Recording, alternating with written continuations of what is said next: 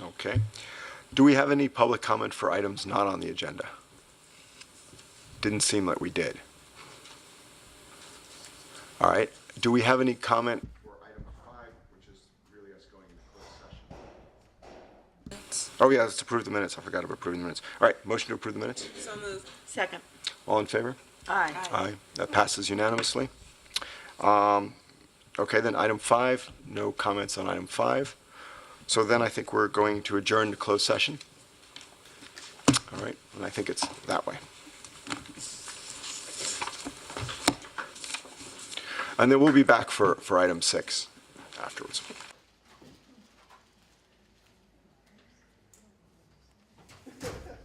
So we're returning from closed session, and we have no reportable action. So now we're on to item 6.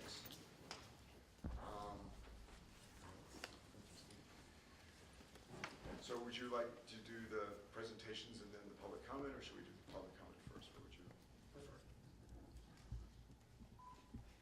We would propose the presentations first, followed by the public hearing. Okay, so you're going to go first? Yes, Commissioner Sharf, Chair Sharf, Commissioners, good afternoon. Yes, I'm going to do the main presentation, probably 15, maybe 20 minutes, and then the counsel for Westpoint Harbor has informed me they probably will have a few minutes of comments as well. As you know, this matter was considered by the full commission on March 15th, and at that time the commission declined to adopt the Enforcement Committee's recommendation from last November and instead remanded the matter back to this committee for further consideration. At that hearing, the chair and 2 of the commissioners made comments that that staff and Westpoint Harbor might consider engaging in further discussions or mediation in an effort to try to reach a resolution. And so following the hearing, staff approached Westpoint Harbor and they were receptive, so we did initiate and then engage in a series of discussions over the next several months, what turned out to be 8 months, in an effort to try to resolve issues, or at least narrow issues in dispute. Commissioner Pine participated and helped facilitate some of those discussions, and for that reason he will be recused from considering this matter when it comes before the full commission, but he was very helpful in promoting the dialogue between the parties.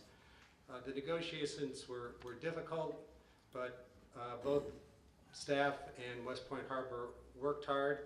Both sides compromised, and we reached an agreement on 2 documents. First, an amendment to the Westpoint Harbor permit that is referred to as Amendment 10, and second, on a proposed settlement agreement between the Commission and Westpoint Harbor.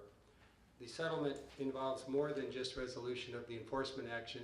As I will discuss, there were other issues that were also addressed in Amendment 10, and there are other issues that are addressed in the settlement agreement as well. It's a comprehensive settlement of disputed claims and a great many issues. It's not necessarily perfect. I think I could say that neither staff nor Westpoint are fully satisfied or happy with it, but some would say that that's a sign of a good settlement. My presentation will first describe the changes to the permit made by Amendment 10, and then I will discuss the terms of the proposed agreement. At the outset, I will note that, like all the prior amendments to the Westpoint Harbor permit, Amendment 10 has been issued by the Executive Director as a non-material amendment because it meets the criteria for a non-material amendment in the Commission's regulations. I will further discuss this issue after I review the changes made by Amendment 10 in more detail, because I think that'll help provide the context for the Executive Director's determination that the amendment is not material. But I also want to note that the proposed settlement agreement contains a provision in paragraph 16 that if the Enforcement Committee or the Commission provide comments or recommendations that the committee believes or the Commission believes should be addressed in the permit, the Executive Director and the staff, or the Executive Director and Westpoint Harbor will negotiate in good faith to respond to those concerns. And while I'm on it, that same paragraph of the settlement agreement states that if the Commission fails to approve the agreement, the executive director and Westpoint Harbor will negotiate in good faith to resolve any issues and return to the commission with a revised version of the agreement for its consideration. So I'm going to turn to Amendment 10 and just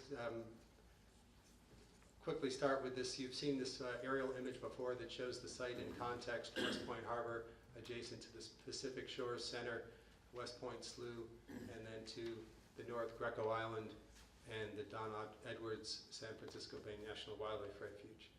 The next image is a closer up aerial image that shows the site and immediate surroundings. One of the central allegations in the violation report was that Westpoint Harbor had failed to make required public access areas available for a number of years after required by the permit. However, by July of 2017, Westpoint had opened all of the public access areas and removed the unauthorized signs that we felt were restricting public access. And as you may recall from the prior hearings, Westpoint is now inviting the public to enjoy the public access areas and amenities at the site. So staff feels that it has achieved one of the primary objectives of the enforcement action, and the issue of making public access is there was no need to actually consider to address that directly in the agreement,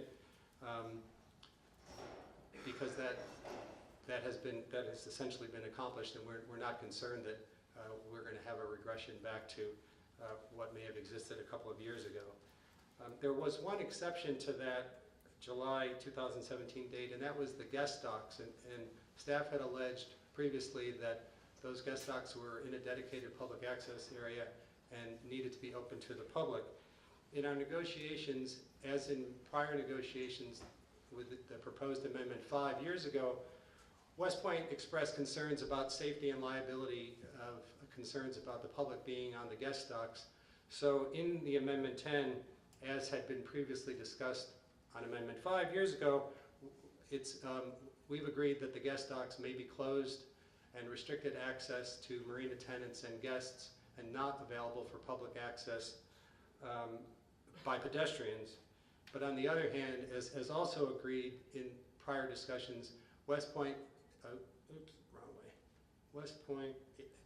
has agreed to make public access available to the service dock here on the east side, and here, and then there's a dock near the boat ramp. Okay.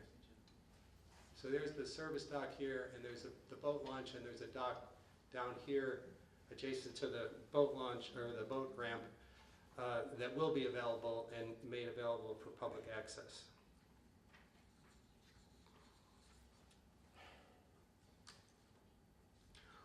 One of the other issues that was raised in the violation report, although it wasn't alleged as a violation, was there was concern that there were some public agency boats docked at the guest dock, a City of Redwood City police boat and fire boat. We have agreed in the Amendment 10 that those public agency boats may be docked at the guest docks without express authorization in the permit. Another issue in amendment, or in the violation report, was the boat launch. Public access for kayakers to the boat launch.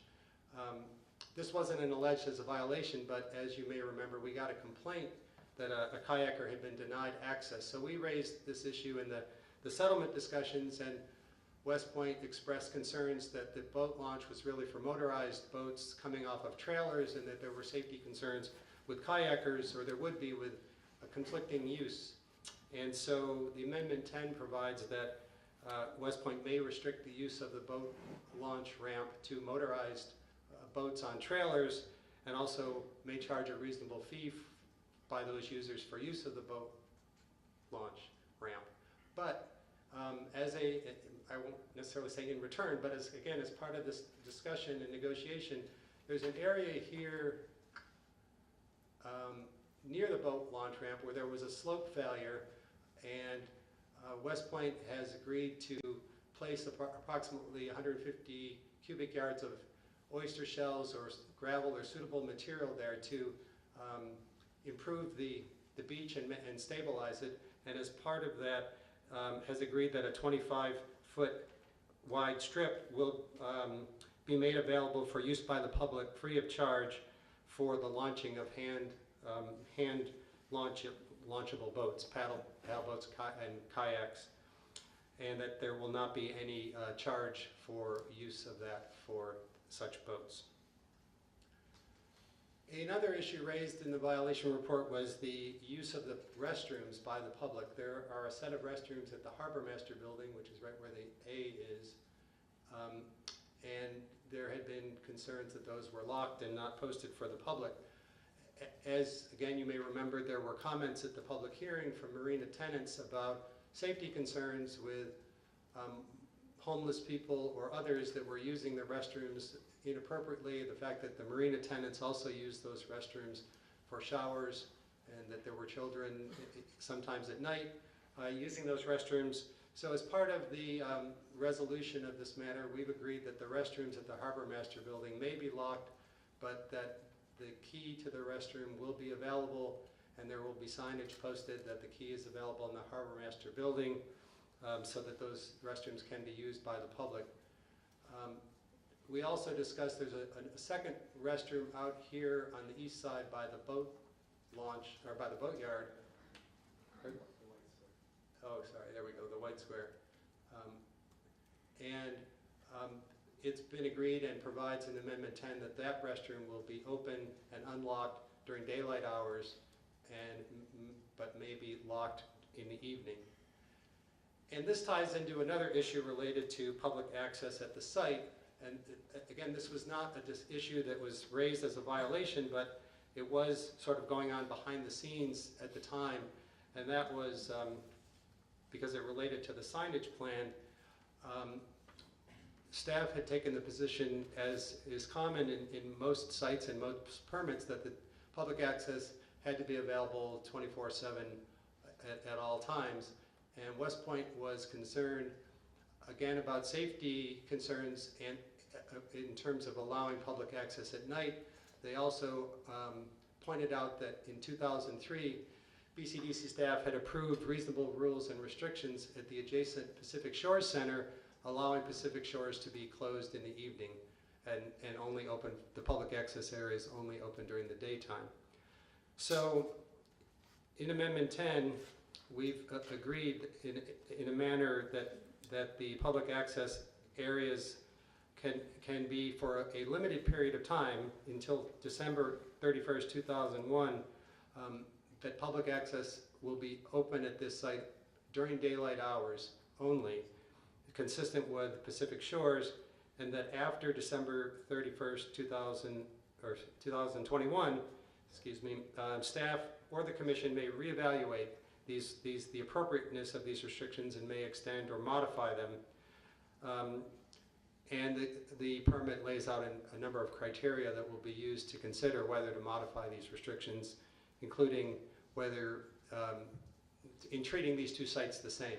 I mean, part of the argument for restricting public access is that, unlike many sites around the bay, this is a relatively isolated location out at the end of a road in an industrial area, and that there's not a lot of activity out here at night, and as a result, sometimes it's an area used by homeless folks, and occasionally there have been a lot of incidents of police reports that we also looked at in the course of our discussions. So moving on, another issue or a set of issues that were raised in the enforcement action were the installation and maintenance of various public access improvements, including site furnishings, landscaping, and a signage plan. And part of the delay and problem with that was related to getting plan approval and the loop of plan approval or the need for modifications to the plans after they were submitted. So what we did in the context of these settlement discussions is staff worked with Westpoint Harbor, and we came up with a set of plans that are now attached to the permit, and Westpoint has agreed to implement the improvements as shown on the plans within 8 months and then to submit a set of as-built documenting that they have implemented these requirements. So I won't spend a lot of time on this, but this is an exhibit from the permit that shows the furnishing plan. Down along the bottom are pictures of the benches, tables, trash receptacles, and then key to that, the circles and arrows around the site show where the different improvements will be installed. So that's the site furnishing plan. The next one is a landscaping plan, and there is existing landscaping in partial areas here, like along the south side, between the parking lot and the marina basin, and there's some landscaping, there's some trees along the slough, which I'll come back to in a second.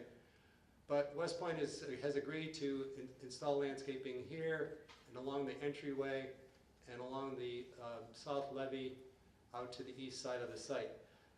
There was some compromise on this one. The original permit required landscaping along the pathway here,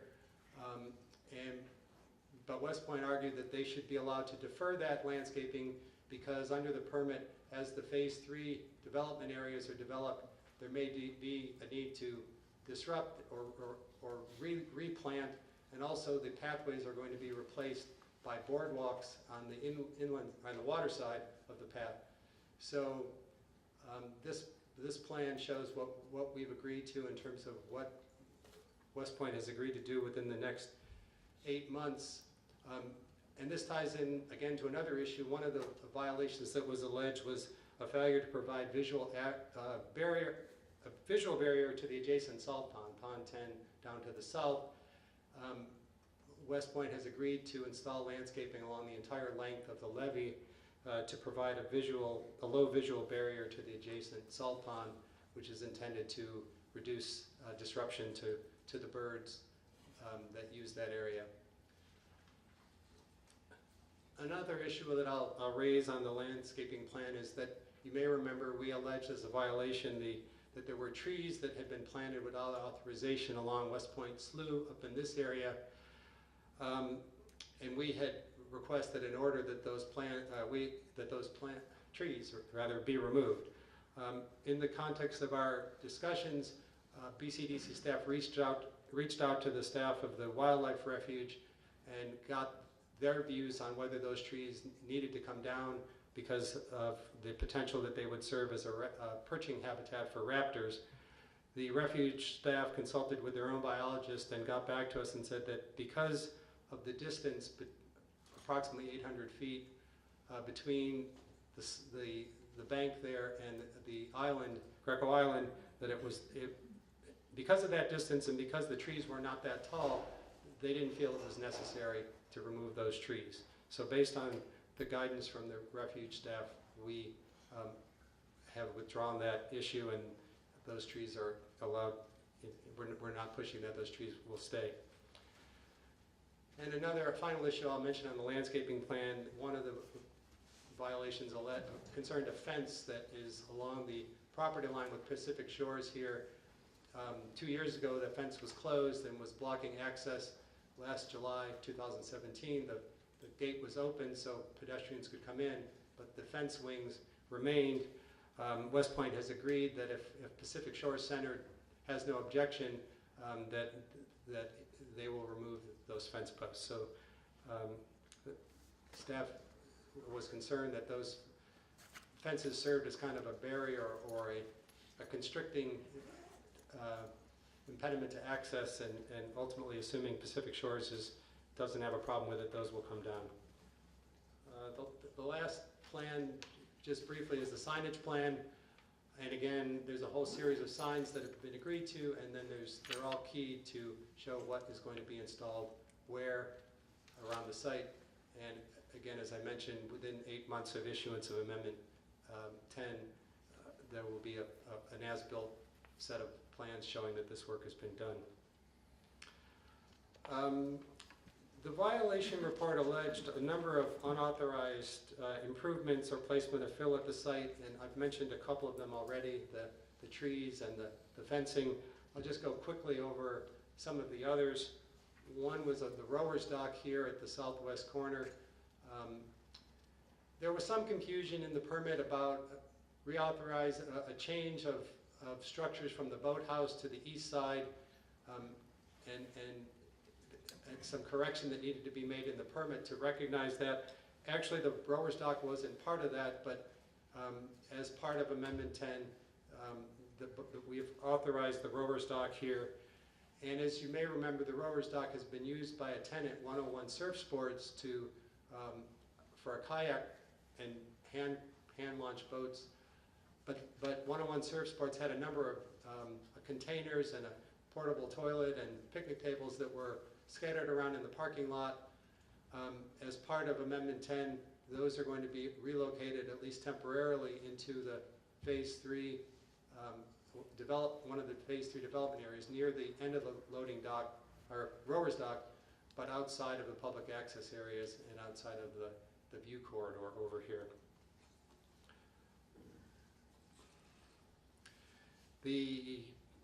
Again, just quickly, the permit authorizes the utilities and other site infrastructure that is on the site, PG&E, transformers, etc., fire hydrants.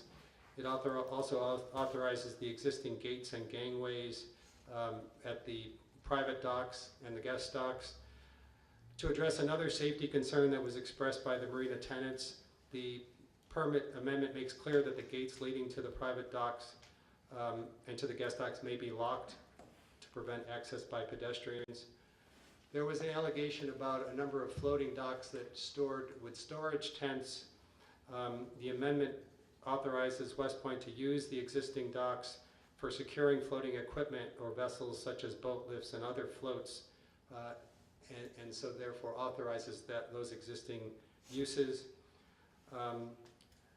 There was an allegation or allegations concerning there's a community garden down here along the south levee and also a storage shed that are located in a dedicated public access area. But we've agreed in Amendment 10 to authorize those uses to remain. Although it's a public access area, it's not usable. There's no path along the levee, and now it's going to be landscaped as well. And we felt this was kind of, again, a trade-off for providing this public boat hand launch area just immediately adjacent near the boat launch. There were some allegations of unauthorized storage of construction materials. Again, mostly along the levee back here. Westpoint has agreed to consolidate the storage of any construction material or unused planters or other miscellaneous material into a storage area in the boatyard. There is an asphalt pad that is out here on the east side near the pathway, and Westpoint explained that is used. It's used as a helipad, but not on a regular or routine basis. It's used in conjunction with a Spartina eradication program with the Coastal Conservancy, where they need to bring in materials to the site, and so this permit amendment authorizes that as well. Moving on, another issue that was discussed in the violation report and discussed at the hearings was the signage that was required to inform the public of access restrictions to Greco Island, and also the no wake zone in Westpoint Slough. On this issue, we returned to the discussions in Amendment 5, where these issues had been tentatively resolved by allowing, first with respect to Greco Island, that Westpoint would install signs on posts rather than a buoy system in the slough. And Westpoint had submitted documentation years ago that those signs were installed, although there was also some evidence submitted during the public process that the signs were no longer there or were in disrepair. So the amendment authorizes the signs as opposed to buoys, but also adds a provision to require Westpoint to perform visual inspections of the signs every 2 years and to submit a report both to BCDC and to the refuge regarding the conditions of the signs and any maintenance needed, with the first inspection to be by June of next year. And following the submission of the report, Westpoint will coordinate with the refuge staff to perform any necessary replacement of the signs. I will add that on this one, we also consulted with refuge staff about the buoys and the signs, and they were comfortable with this approach, and they wanted to be included in working with Westpoint Harbor to do any replacement or maintenance on the signs because of those access restrictions. On the no wake zone, again, the permit originally had required buoys. We've agreed that there are a number of signs. There are, I believe, 3 signs near the harbor entrance, and I believe one also down on near Redwood Creek that say no wake zone, and channel markers in the slough to restrict boats to the center of the channel. And so in brief, we've agreed that the existing signs and markers are sufficient to satisfy this requirement of the permit. So turning to another issue, shorebird roost habitat. There was a concern that Westpoint had failed to provide 3 acres of replacement shorebird roost habitats in Pond 10. And in its statement of defense last year, Westpoint asserted that this had been met by a memorandum from Cargill, who owns the remainder of Pond 10, that they would manage water levels in Pond 10 to provide equivalent habitat to the roosting habitat that had been formerly located on the part of the former Bittern Pond where the marina is now located. So at the last Enforcement Committee hearing, we argued that memorandum was insufficient. It wasn't clear that Cargill was actually complying with what they said they were going to do. So starting in April, we reached out to Cargill and asked the question, are you living by this memorandum, and are you managing the pond, the levels for birds? Because if so, that would go a long way to resolving this issue. Cargill, the personnel at Cargill have changed over the last 15 years, and they don't really have institutional memory or knowledge on this. They eventually got back to us and said that they viewed this memorandum as an expression of how they were managing Pond 10 back in 2003, but that they were unwilling to make any commitments to manage Pond 10 or to enter into any kind of agreement at this point to allow Pond 10 to be managed for shorebird roost habitat. In my view, Cargill has repudiated an agreement and a commitment that it made not only to Mr. Sanders but to the city of Redwood City. This memorandum was addressed to Redwood City in the context of the CEQA review back in 2003.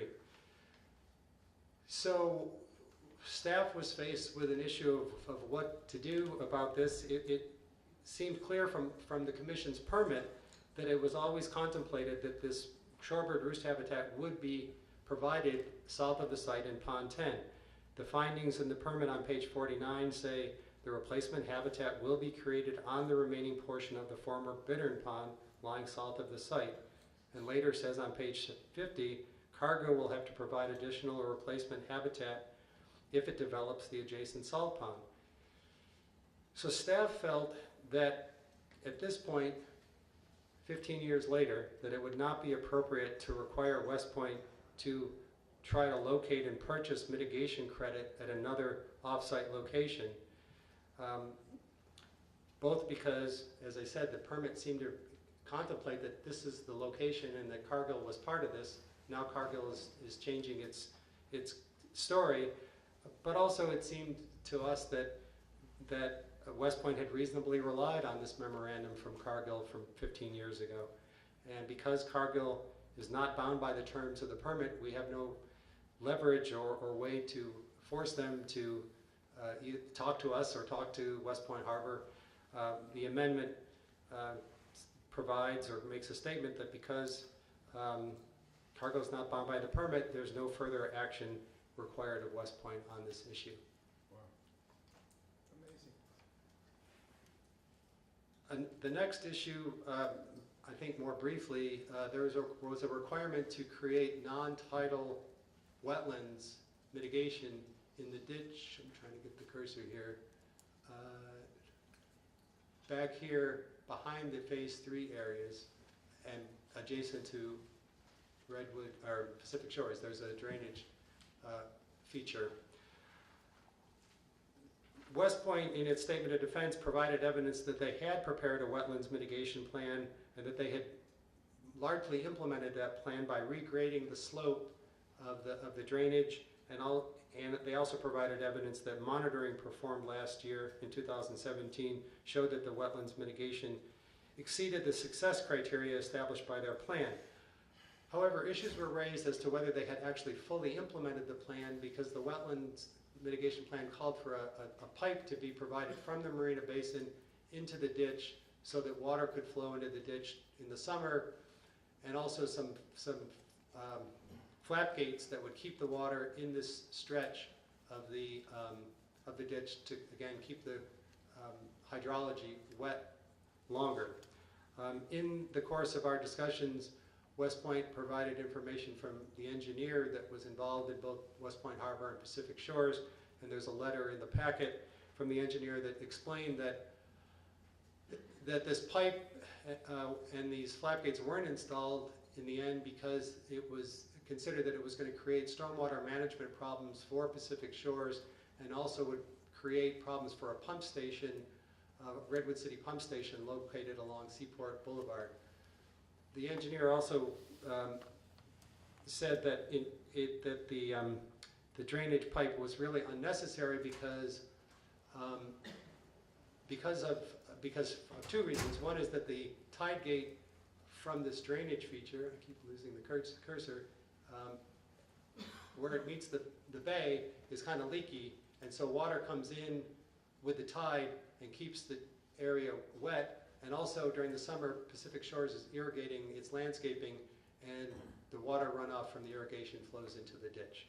So staff determined on this one that no further action was required on the part of Westpoint. But we did add a provision to the special condition on this to say that next year Westpoint will submit a report to staff by no later than next December, summarizing observations over the summer of the ditch to document that water was in fact present in the ditch throughout this period, as the engineer says in his letter. The one other issue I'll mention in terms of the violation report was there was an allegation of a failure to submit annual reports on liveaboard boats. Westpoint Harbor has submitted these reports for the past 2 years, and the amendment to the permit amends special condition 2P to provide that by January 15th of each year, Westpoint will provide these reports going forward. So the final issue I will discuss in relation to Amendment 10 is dredging, which is a new issue which was not related to the violation report or the enforcement action. But last April, prior to issuance of the violation report, Westpoint Harbor had submitted an amendment to authorize dredging of up to 500,000 cubic yards of sediment over a 10-year period. That work would include dredging portions of the Marina Basin, as well as dredging the marina entrance and out into the center of the slough. By letter of last November, BCDC staff informed Westpoint that the proposed project was not exempt from review under CEQA and that an environmental assessment would be needed. Westpoint would not agree to perform an environmental assessment, and they sent us a letter in March of this year from their counsel arguing that the proposed dredging was categorically exempt from CEQA on a number of grounds. They then subsequently raised this issue in our settlement discussions as a really important issue to them to come to a comprehensive settlement, and it was again a difficult issue. We continued to maintain, as documented in a letter and a memo we sent in June 1st, that this project was not categorically exempt under CEQA and that an environmental assessment was necessary. But ultimately, we reached a resolution when Westpoint agreed to significantly reduce the scope and the duration of the project from 500,000 cubic yards over 10 years to 150,000 cubic yards over 2 years. Essentially, the difference is they could have done, with a 10-year authorization, they could have done a complete dredging of the marina and out into the slough twice or perhaps 3 times, 150,000 cubic yards 2 or 3 times. We've limited the project to a single episode, and as part of that also required Westpoint to do some monitoring and information collection to assess conditions at Greco Island both before and after the dredging occurs.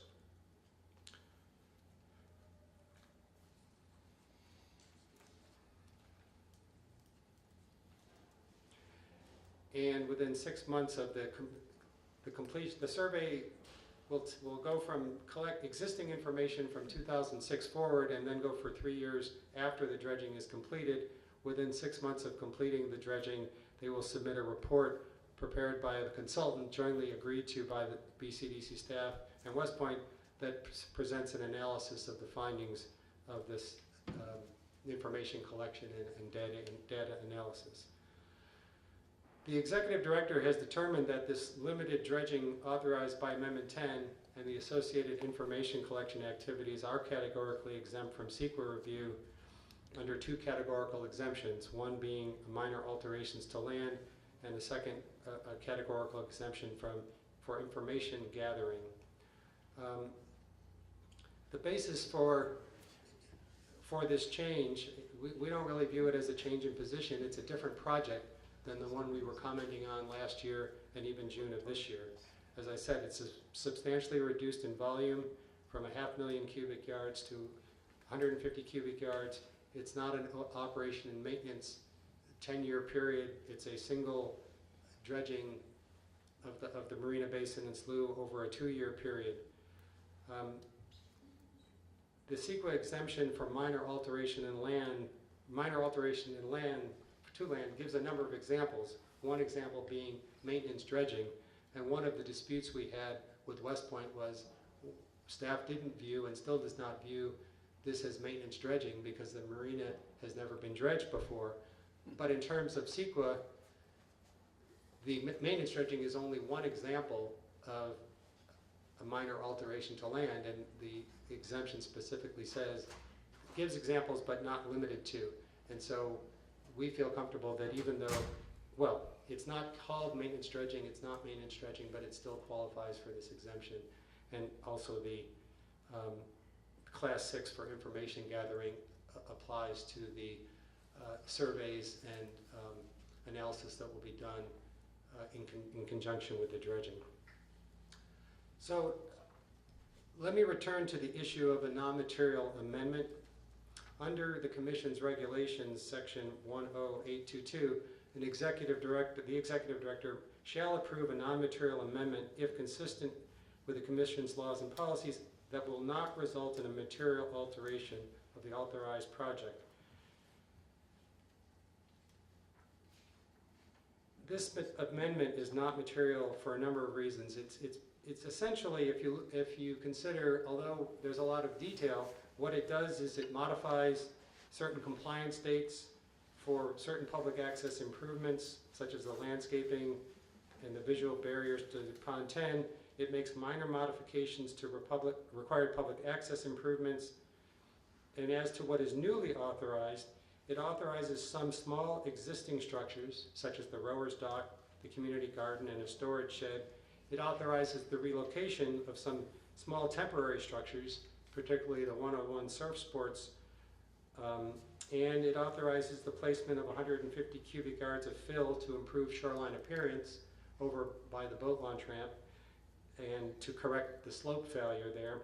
And it authorizes 150,000 cubic yards of dredging. The Commission's regulations at 10800B says that an amendment is non-material if it will not materially alter a project, and it gives us 2 examples, an amendment that would qualify under 10601 or 10602.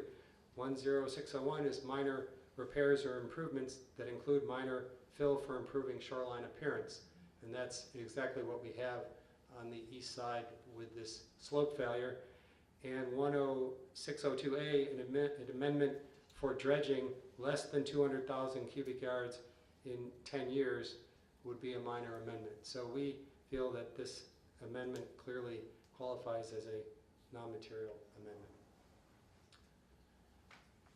I will go briefly over the terms of the proposed amendment and then wind up here.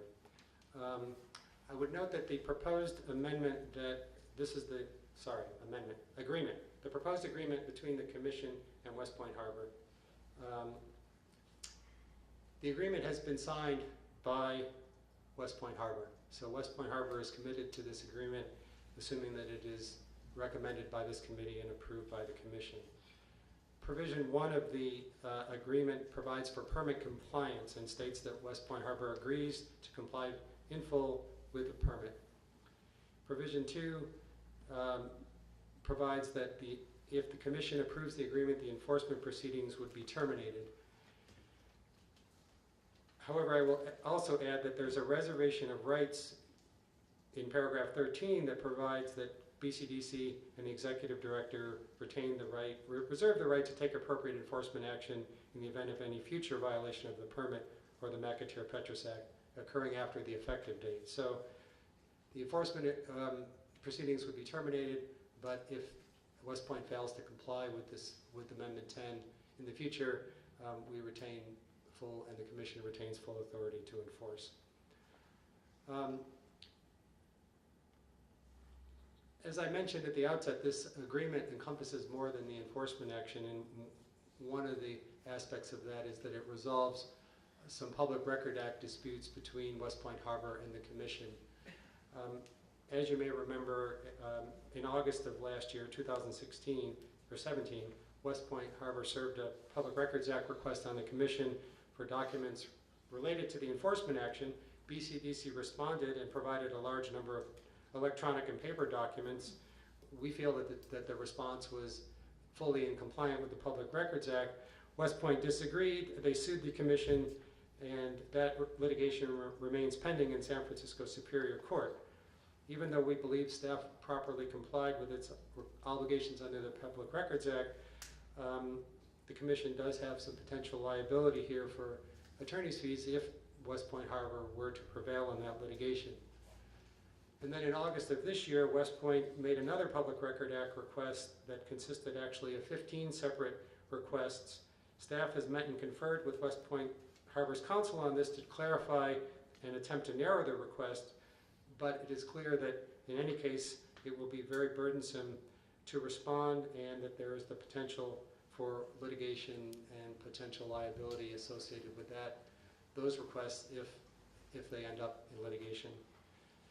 So the agreement provides that if the agreement is approved by the Commission, Westpoint Harbor will dismiss the Public Records Act litigation against the Commission, and that no further response will be required to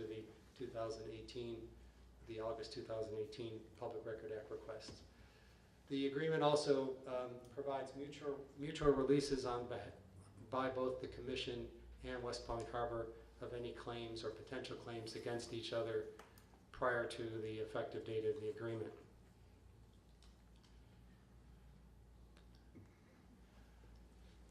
Finally, I'll turn to the issue of the payments that are provided for in the agreement. The Enforcement Committee last November had adopted the Executive Director's recommended decision, which included a proposed penalty of $513,000. The Enforcement Committee allowed in its modification of that recommendation for the possibility of a 50% waiver if there was full compliance. As discussed in the staff report, in the context of our settlement negotiations, staff acknowledged that it was appropriate to compromise on the amount of the payment for a number of reasons. In some cases, we had agreed that no further action was required with respect to certain violations. In other cases, we agreed that it would be appropriate to withdraw or reduce any proposed payment because we had reached a compromise or negotiated a resolution that was mutually acceptable. And then there was the factor that Westpoint argued that there was liability on the part, or potential liability on the part of the commission with respect to the Public Records Act litigation and claims that they urged us to take into account as a counterbalance to the staff's position with respect to the violations. So ultimately, we agreed, or the proposed agreement would require 2 payments by Westpoint Harbor in the total amount of $150,000. The first payment would be to the Bayfield Cleanup Fund with the provision that within 30 days BCDC would transfer that payment to the California Coastal Conservancy to be used however the Conservancy desires for projects. We did talk about a number of projects in the South Bay that might be appropriate for those funds.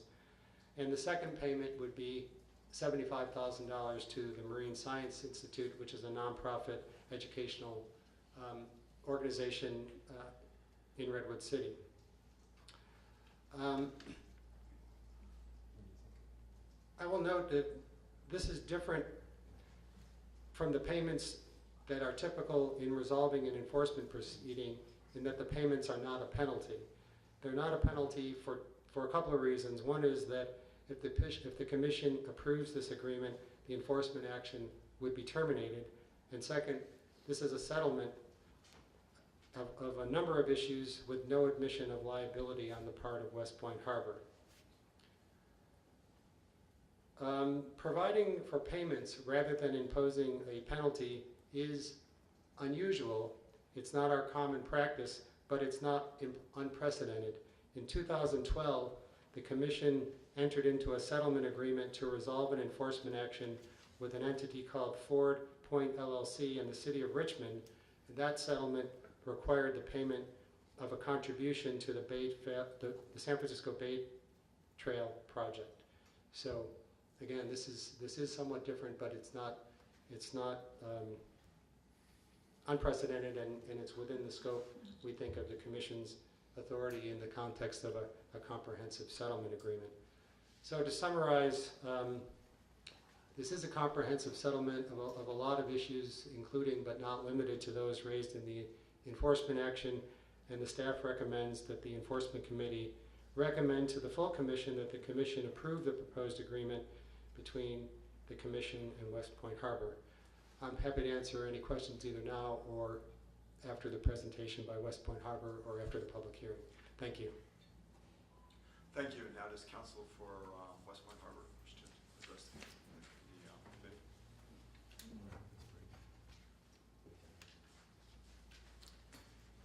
Thank you, Commissioners. My name is Kevin Vickers. I'm here with Navi Dillon, my colleague representing Westpoint Harbor.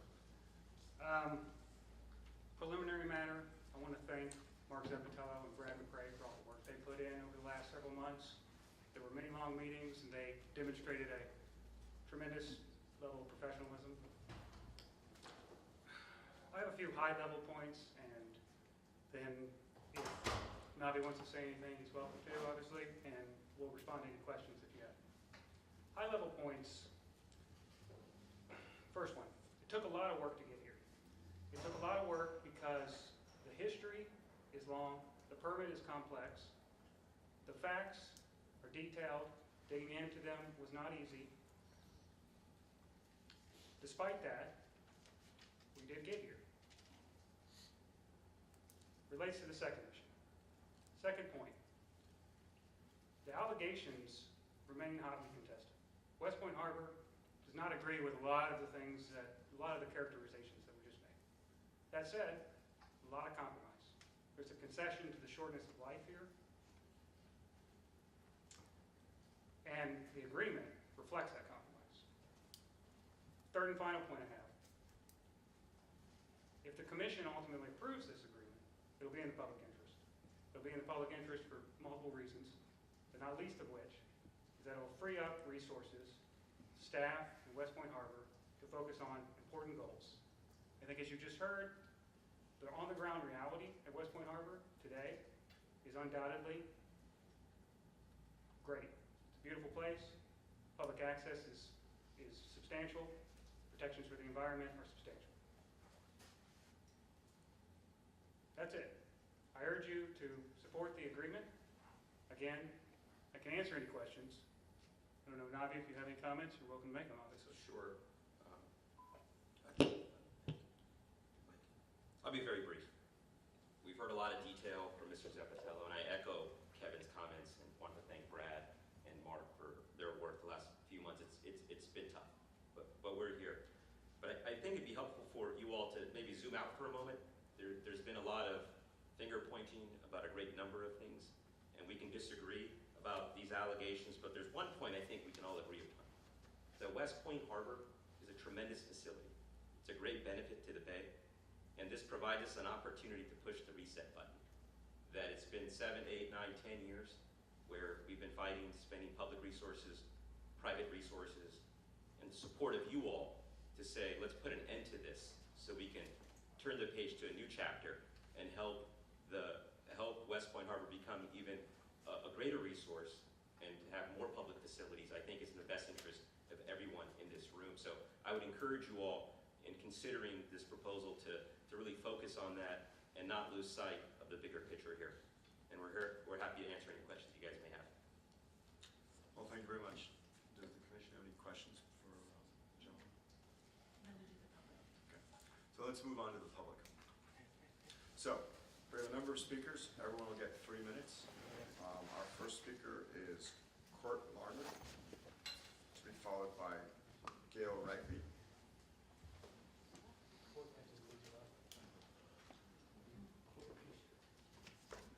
Is Court here?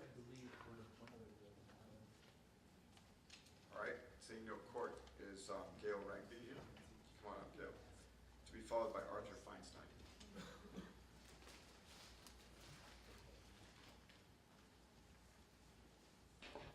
This is it, presentation, right? Right Yep. here? Okay. 3 minutes. Want to make sure I'm on the right side here. Okay. Chair Scharf and committee members, I'm Gail Robbie with the Citizens Committee to Complete the Refuge. Our correspondence to your committee outlines our serious concerns related to the recommended enforcement decision and settlement agreement for Westpoint Harbor. Amendment 10 to the Westpoint Harbor permit makes significant changes to the original special conditions. If these changes stand, it will result in a loss of protections for bay habitats and wildlife, and so we urge you to not approve the proposed enforcement decision without some modifications. Permit Amendment 10 relieves Westpoint Harbor's obligation to implement a key provision of Special Condition H to identify Westpoint Slough as a no-wake zone. BCDC has provided no documentation that signage is in place at the entrance to Westpoint Slough near the confluence with Redwood Creek that would alert boaters to reduce their speed. And in fact, there is no signage in that area, and it would be very easy for all of you, anyone, to go out there and verify that fact. And yet, new permit language is asserting that Westpoint Harbor's placement of 3 signs at the Marina Basin entrance satisfies the requirement to identify Westpoint Channel as a no-wake zone. Citizens is concerned that boats traveling at high speeds near the shoreline of the National Wildlife Refuge at Greco Island, unaware of the no-wake zone, will cause significant erosion damage to Westpoint Slough mudflats and endangered species tidal marsh habitat. This requirement to identify Westpoint Slough as a no-wake zone was included in the Redwood City Mitigated Negative Declaration for the project at the request of U.S. Fish and Wildlife Service. Agency staff did add new language in both the authorization and findings sections, stating that the permittee will, quote, install, use, and maintain no-wake zone markers at the channel entrance to Westpoint Slough in cooperation with the Port of Redwood City. However, this wording is conspicuously absent from the special conditions section, which according to BCDC policy makes this requirement unenforceable going forward. These glaring inconsistencies in Amendment 10 effectively eliminate this protection for sensitive habitats and should be rectified.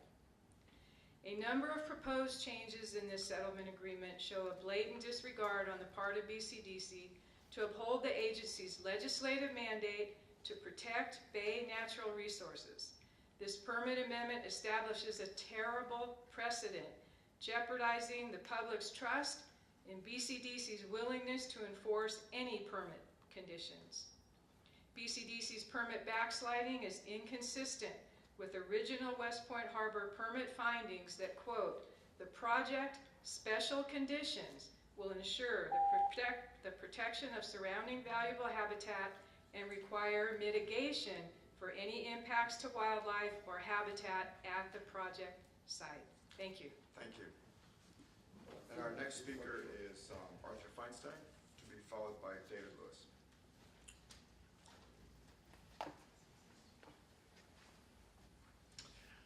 Hi, my name's Arthur Feinstein. On the board of the Citizens Committee, I'm also the chair of the State Conservation Committee of the Sierra Club. I'm not speaking for the club at the moment, but I'm sure that they would support everything I say if we have to go forward and continue challenging you and stuff. So I'm hoping you hear that this is really sad. I've been going to BCDC since the mid-90s probably. And we've always looked at BCDC as the backstop to make sure that this bay is preserved for its wildlife resources as well as the other purposes. And this is the first time I've seen BCDC actually say, we don't care about wildlife. We don't care about endangered species. Public access, yeah. We don't want to be sued. Let's settle. It's embarrassing and it's shameful. So I hope you take it seriously and think about the impacts we're talking about. The shorebird pond had thousands of shorebirds when it was studied back in 2001. Shorebirds are being threatened all around the world now for lack of habitats. It's not a small thing. The Ridgeway Rail at Greco Island, a well-known, used to be clapper rail, in case you don't know what we're talking about. It's an endangered species, unique here. Its numbers are tenuous at best. Rapid wave action on tidal marshes erode the tidal marshes, that's well known. Ferries disturb birds, that's well known. It's been documented by the Ferry Task Force way back when, before WTA was developed. The impacts are serious and significant. And this project and the permit recognized those impacts and said, let's do something about it. And now you're saying, we don't really care, right?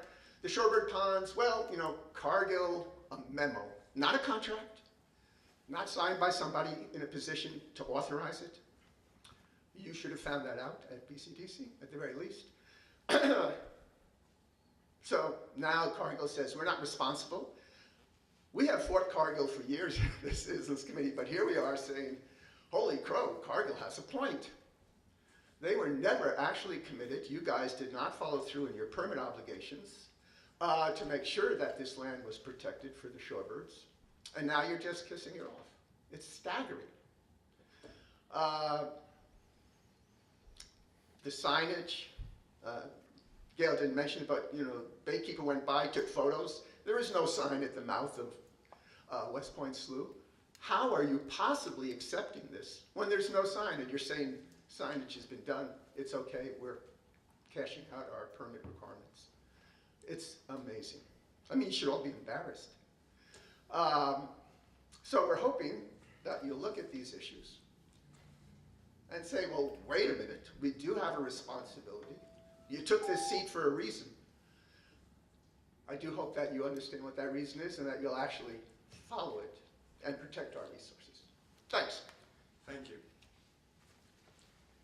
David Lewis, to be followed by Bob Wilson. Thank you, Mr. Chairman. David Lewis, Executive Director of Save the Bay. My ongoing concern in multiple appearances before the Enforcement Committee, especially in the last few years, has been to enhance BCDC's credibility and the credibility of all of the permits that you issue, so that enforcement is taken seriously and so that there's not a need to do enforcement because permit holders know that they are going to be held to the permits. This is a difficult set of things for me to say because I respect the staff's professionalism and patience under very difficult circumstances against a serial violator of a permit with deep pockets and political connections who has thrown everything possible at the commission in what can only be seen as bullying behavior. But this process at this particular point and how this is being brought back to you almost with a gun to your head really makes a mockery of the enforcement process, and so I think you need to reject it at this stage. Instead of doing what the permit requires, which the permit holder could easily have done for a fraction of the resources that he has spent on attorneys and a fraction of the time that he has taken up of the commissions, instead of that, he has not only thrown Public Records Acts and harassing behavior and lawsuits, but also gone and initiated an audit of BCDC, all because he's an aggrieved party. So let me be clear, negotiation to settle an issue like this behind closed doors is okay, but implementing aspects of the settlement before the commission or the public has had a chance to review it, before the enforcement committee has even had a hearing, that is not okay. Amending a permit to eliminate crucial requirements without public notice or hearing is not okay. Authorizing dredging of this scope without environmental review and a public hearing on that, if it's going to be waived, that is not okay. Even if Amendment 10 technically qualifies under the Commission's regulations as non-material or minor, these changes are being made under duress as part of an enforcement proceeding. What do you think the appearance is to the public of vitiating the guts of the permit before anybody has a chance to see it other than the executive director of the commission, and give it scrutiny and make the observations that the previous speakers have about details of that permit and of the amendment? So I encourage you not to submit to a violator who has decided he can outlawyer the state of California. That's not okay. These are terrible precedents, and especially the process that's being used at this stage is a terrible precedent that damages the Commission's credibility with the public. Thank you. Thank you. Bob Wilson, to be followed by Kevin Parker. Thank you. I'm Bob Wilson, co-founder of the San Francisco Bay Stewardship Alliance. The Alliance promotes informed conservation and responsible development of the San Francisco Bay shoreline for the enjoyment of all today and for future generations. While the Alliance has major concerns about the BCDC governance and its practices, and we're troubled by BCDC's list of possible or pending enforcement actions that, according to Executive Director Goldsman's testimony, numbers apparently over 200 entities. And you know, we would like to speak today just about Westpoint Harbor, not about those other potential actions. And our efforts to help reform the BCDC are and will be ongoing. The topic today is the long-standing enforcement activities at Westpoint Harbor. I want to thank first the Friends of Westpoint Harbor and the over 5,000 people who signed the petition calling for an end to the BCDC shakedown of Westpoint Harbor. We also want to thank the legislature, because it was the legislature that brought the audit of the BCDC practices. It's long overdue. Our alliance supports the settlement agreement between Westpoint Harbor and the BCDC. Our press release recommending approval was posted on November 5th and sent via email to the Commission. I have a hard copy if you need it. This dispute has dragged on for far, far too long.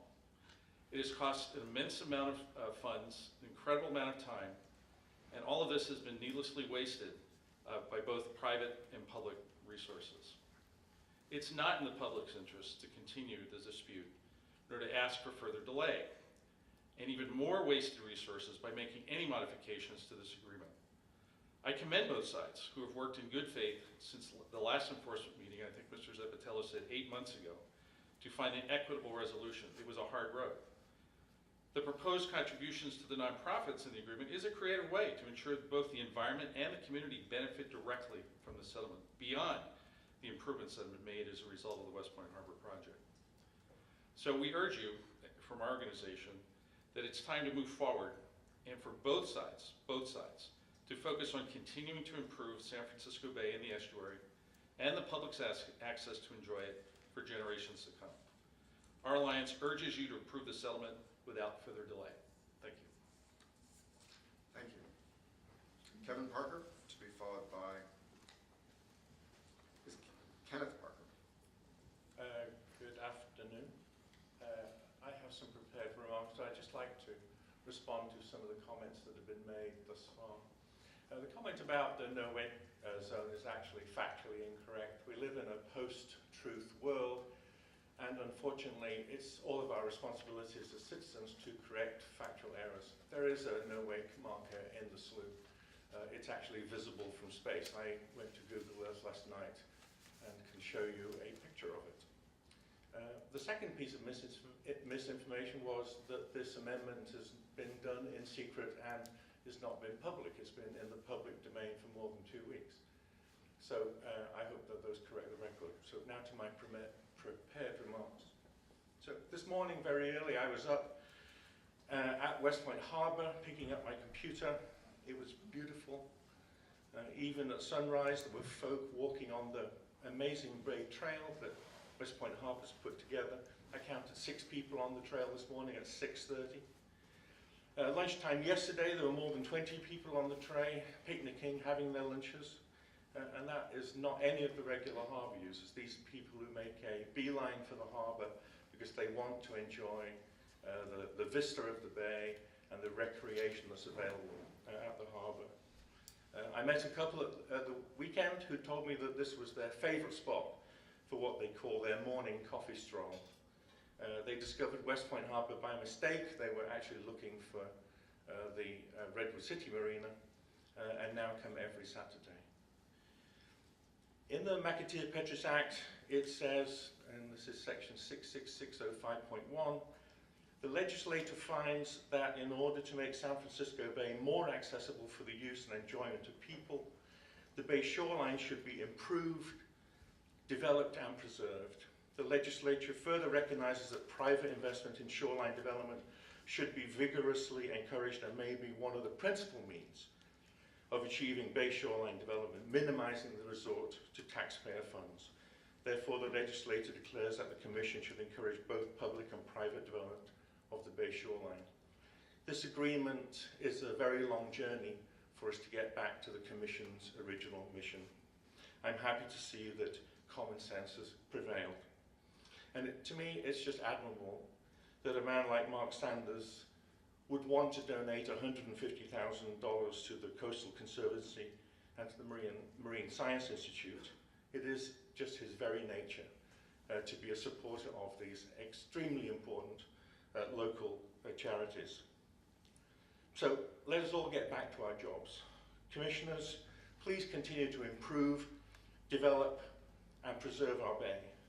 And Westpoint will continue to provide access to the public for one of the most amazing facilities within 3,000 miles. It is the envy of municipalities across North America. Thank you. Thank you. Kenneth Parker, to be followed by Peter Blackmore. Thank you. We sound nothing alike.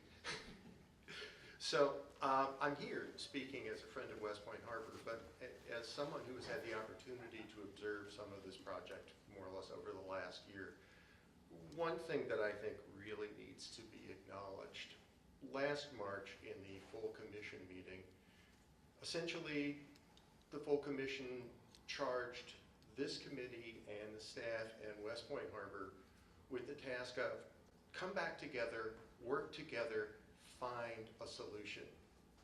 And I think it is commendable how hard BCDC staff, this committee, and Westpoint have worked so hard to come up with what seems to me, at least, to be a very equitable solution to a long-standing conflict. I mean, I really am deeply grateful as a citizen that these people have done this work.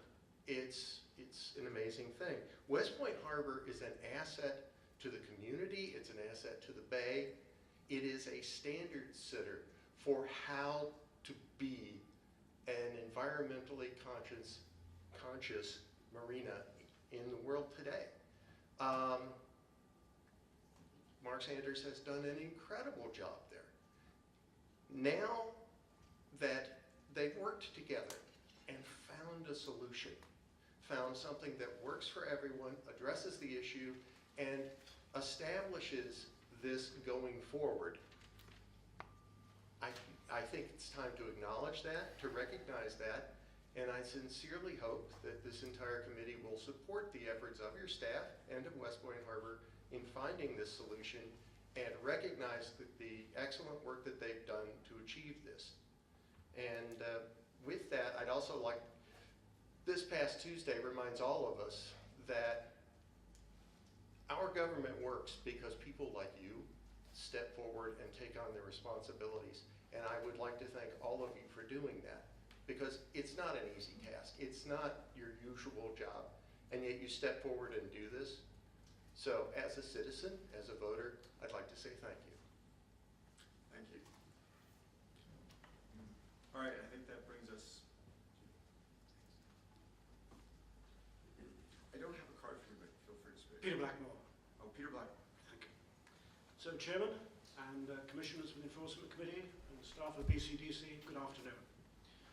My name is Peter Blackmore. I'm one of the co-founders of the San Francisco Bay Stewardship Alliance, an organization which was established to promote the Bay environment. As the Commissioners know, the Alliance has a number of issues with the BCDC. However, our focus today is on the proposed settlement agreement, and we encourage the Enforcement Committee to support that agreement for two reasons. First, Westpoint Harbor is undoubtedly a model. It stands apart from almost every other marina in the United States as an example of what can be done with the right development. It is used as a model. It also is passionate about the environment. It tests the water many times a month. The water in the harbor is cleaner than the water in the bay. Why? Because you have pump outs facilitated at every other slip. You also have people who are diligent about how to regulate and manage the whole environment. So it's a credit to everyone. As a result, the marina is full of fish and the surrounding area is full of wildlife. I encourage anybody to go and inspect for themselves. I go further to say if people write or verbally complain about the lack of environmental standards at the marina, simply go and visit. Because without that simple due diligence, you're not doing your duty, and frankly, your comments should be discounted. I'd also like to confirm that the no-wake system is out there. It is also going to be upgraded, and with the support of Redwood City, new buoys are going to be put in. So please discount that comment from a previous speaker. The second is these settlement discussions have gone on for many, many months, as everybody is aware, and the agreement has been signed in good faith after a lot of hard work by both sides. It reminds the Alliance of the Bakra Island issue and dispute, which also cost millions of dollars and countless hours. And eventually a judge agreed with Bakra Island against the BCDC. The Alliance view is a failure to come to a decision after hundreds of hours and millions of dollars spent, both by the Westpoint Harbor and by the BCDC, which in this case is taxpayers' money. That would be a travesty which the Alliance would challenge vigorously. Thank you for your time. Thank you. And now I return to the Commission for comments, etc. If I could? Sure. You know, I think the second to last speaker said it. We, as the Commission, I wasn't a member of the Enforcement Committee then, we did charge the Enforcement Committee to go back and to work very hard. And I think this is exactly a result of all that hard work, to come to a compromise. And compromises are that, compromises. And I think our council said it best. It's not perfect, nor should it be perfect. There is always room for improvement on either side. And you will be criticized. We have been, as some of the speakers spoke about, you know, our willingness to save the environment. But again, this is an environment that humans have impacted since humans have been alive. And the needs and the things that we want to have as a community. And again, our charge is conservation and development. Those are sometimes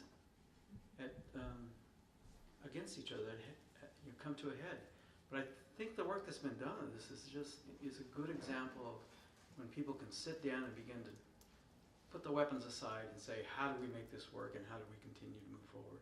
And I want to thank both the applicant and our staff for working over the last 7 months to come to this resolution, hopefully. All right. Commissioner Gilman? Well, I want to echo the comments of thanking both Westpoint Harbor and staff for working so diligently on issues that I know could not have been easy. And I wanted to ask for some clarification because this seems like this would be kind of easy to clarify. The first question I have is about the signage. Number one, is it there, or are they and if it's not, are they intending to improve it? And secondly, there was some comment about the buoys. I heard two different things. I heard that there was one buoy, and then I heard something about working with the port or the city of Redwood City to upgrade the buoys. So if I could get clarification on those points, I'd appreciate it. So, again, Kevin, let me just briefly say that we've determined that the signage and the habitat protections are in place. Kevin can probably give you much more detailed accounting of the mechanisms, the signage, and also, as our understanding, there's lease agreements between the marine operator, Mr. Sanders, and the marine attendants themselves to ensure that wakes are prevented. Kevin? Yeah, so this relates to a point I had, which is there was a lot of hard work done to get to reality. And frankly, I'm going to venture a statement of opinion here and say that I've done more than maybe anyone else. And so I know a lot about the details here.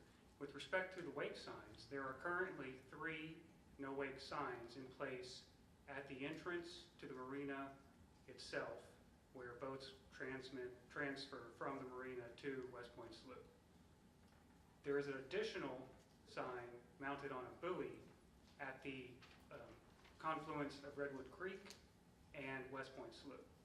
So if you're a boat coming into Westpoint Slough from Redwood Creek, you pass that buoy. If you're a boat leaving Westpoint Harbor going into Westpoint Slough, you pass those signs. In addition to that, there's a sign located at the boat launch ramp at Westpoint Harbor that very clearly specifies that Westpoint Slough is a no-wake zone and that Greco Island is a sensitive area that should be avoided. In addition to that, there are 6 buoys in Westpoint Slough that are channel markers for navigation purposes. Those buoys are located such that boats following the navigable channel stay quite a distance from the Greco Island area. They're much closer to the Pacific Shore Center and Westpoint Harbor side of the slough. In addition to that, as Brad referenced, Westpoint Harbor has contractual obligations with all of its tenants that have rules that say you have to follow the Westpoint Harbor rules. And the Westpoint Harbor rules very clearly say Westpoint Slough is a no-wake zone. If you violate the rules, you can lose your right to be a tenant at Westpoint Harbor. So, in combination, those protections, frankly, I don't know how a boater could not realize that Westpoint Slough is a no-wake zone. Thank you. Go ahead, Councilman. Yeah, I would echo the comments of fellow committee members about appreciating the hard work that's been done by everybody to get to this point and resolve so many of the outstanding issues. It is complex, and many of these issues do go back in time. So I appreciate how difficult it's been to get to this point and try to resolve so many aspects of this. I would like to ask staff to respond to the comments and concerns that have been raised in the letters and in the comments from a couple of the speakers about the environmental mitigation and natural resource mitigation issues. And it seems like there's a factual question around the no-wake signage, which I would appreciate some documentary evidence to just establish what is really there.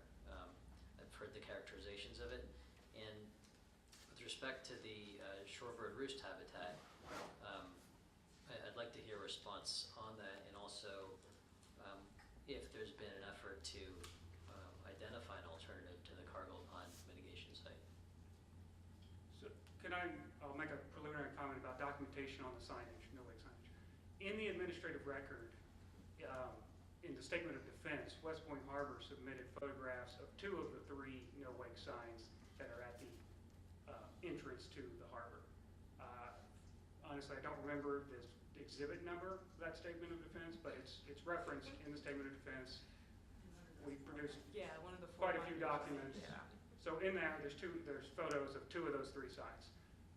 In today's permit, although you can't read it very well, I think, on these hard copies, but on the sign plan, you'll see the sign that says Westpoint Harbor Boat Launch. Again, apologies, you can't read on this version, but I assure you that it is the sign located near the boat launch. It specifies no wake zone, specifies Greco Island sensitive area.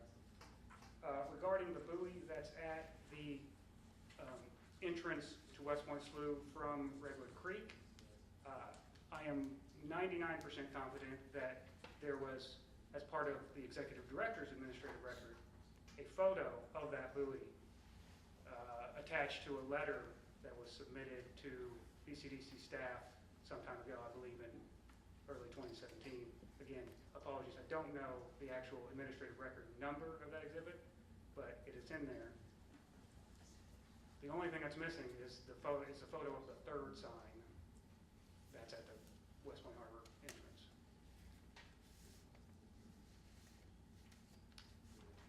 I don't know if regarding the shorebird roost habitat, if you want to say something. Yes, this is second. I'll try to respond on the shorebird roost habitat issue. As I said, we reached out to Cargill in April and tried to get confirmation that they were managing Pond 10 in a way that in the way that their memo from 2003 had indicated to provide shorebird roost habitat. And the answer we got was, we're managing Pond 10 for our own purposes, and that memo was an agreement, or that memo expressed what we were doing at the time, and we pushed them further and asked them whether they'd be willing to work with Mr. Sanders and come up with an agreement for managing Pond 10 going forward, and for birds, and they basically said no. So, well, they emphatically said no. As I said in my remarks, we felt as staff that because it was envisioned in the permit that this was the mitigation site, and because Mr. Sanders and Westpoint had relied on Cargill, that it didn't seem equitable or appropriate to open up a whole other line of discussion about going out into the open market. I mean, my understanding from my years in private practice, and it's a different issue, but wetlands mitigation credit in the Delta may be $45,000 or $50,000 an acre. So we just did not pursue that. I mean, that is something that theoretically could be pursued. It would, but we didn't feel at the staff level that we should go there, or that would be, again, an equitable thing to do under the facts. I mean, I think in the big picture, Cargill was saying Mr. Sanders and Westpoint should have pursued a memorandum of agreement and gotten a commitment in 2003, and maybe that's true. On the other hand, this is an example of a permit that had an obligation that on its face is not enforceable, and we can go back and say what should have been done in 2001. If this permit had a time frame or a requirement that an agreement be worked out with Cargill and documented and submitted in 6 months or a year, maybe we wouldn't be here. But the permit, in terms of providing shorebird roost habitat at the adjacent site, it's not really it's not enforceable against Cargill. And like I said, we didn't pursue the issue, but it could be pursued of whether, whether mitigation credit could be available on the market, or whether a contribution to the salt ponds project or something like that. But we just did not go there in our discussions. If I may, I'd like to add a point on that. Go ahead. First, it's undisputed that the remainder of Pond 10 today is undeveloped as we speak, and there's roosting habitat there. Second, this is one of these places where there's details, and as I referenced earlier, we're not eye to eye on the same thing. We made what was my phrase, a concession to the shortness of life and some compromise. Frankly, I believe that there's no legal requirement for Westpoint Harbor to do anything more, and it's backed by the fact that in 2003, the City of Redwood City, which was the lead agency under the California Environmental Quality Act, doing the analysis of the potential impacts of Westpoint Harbor, coordinated with Westpoint Harbor, Cargill, established that the remainder of Pond 10 would serve as roosting habitat, and added an addendum to their mitigated negative declaration, the document that explains the environmental analysis, added an addendum to that at the beginning of 2004 that specified that the remainder of Pond 10 would serve as roost habitat, and that if the remainder of Pond 10 were ever to be developed, then a future developer, the person developing that remainder portion, would need to find mitigation for roost habitat. Now, why is that important for BCDC? Not only does it establish that the agency looking at the environmental issues determined that the remainder of Pond 10 did satisfy the need for roost habitat, but also Redwood City was the lead agency. If there was a dispute regarding the analysis, the challenge to that dispute should have been brought in 2004, more than 14 years ago at this point. And so frankly, any complaint about it is long past waived. And again, to emphasize the reality on the ground, there shouldn't be a complaint about it because the remainder of Pond 10 hasn't been developed, and it is serving as roost habitat. If you'd like, I have a copy of the staff report that Redwood City provided to their planning commission when the addendum to the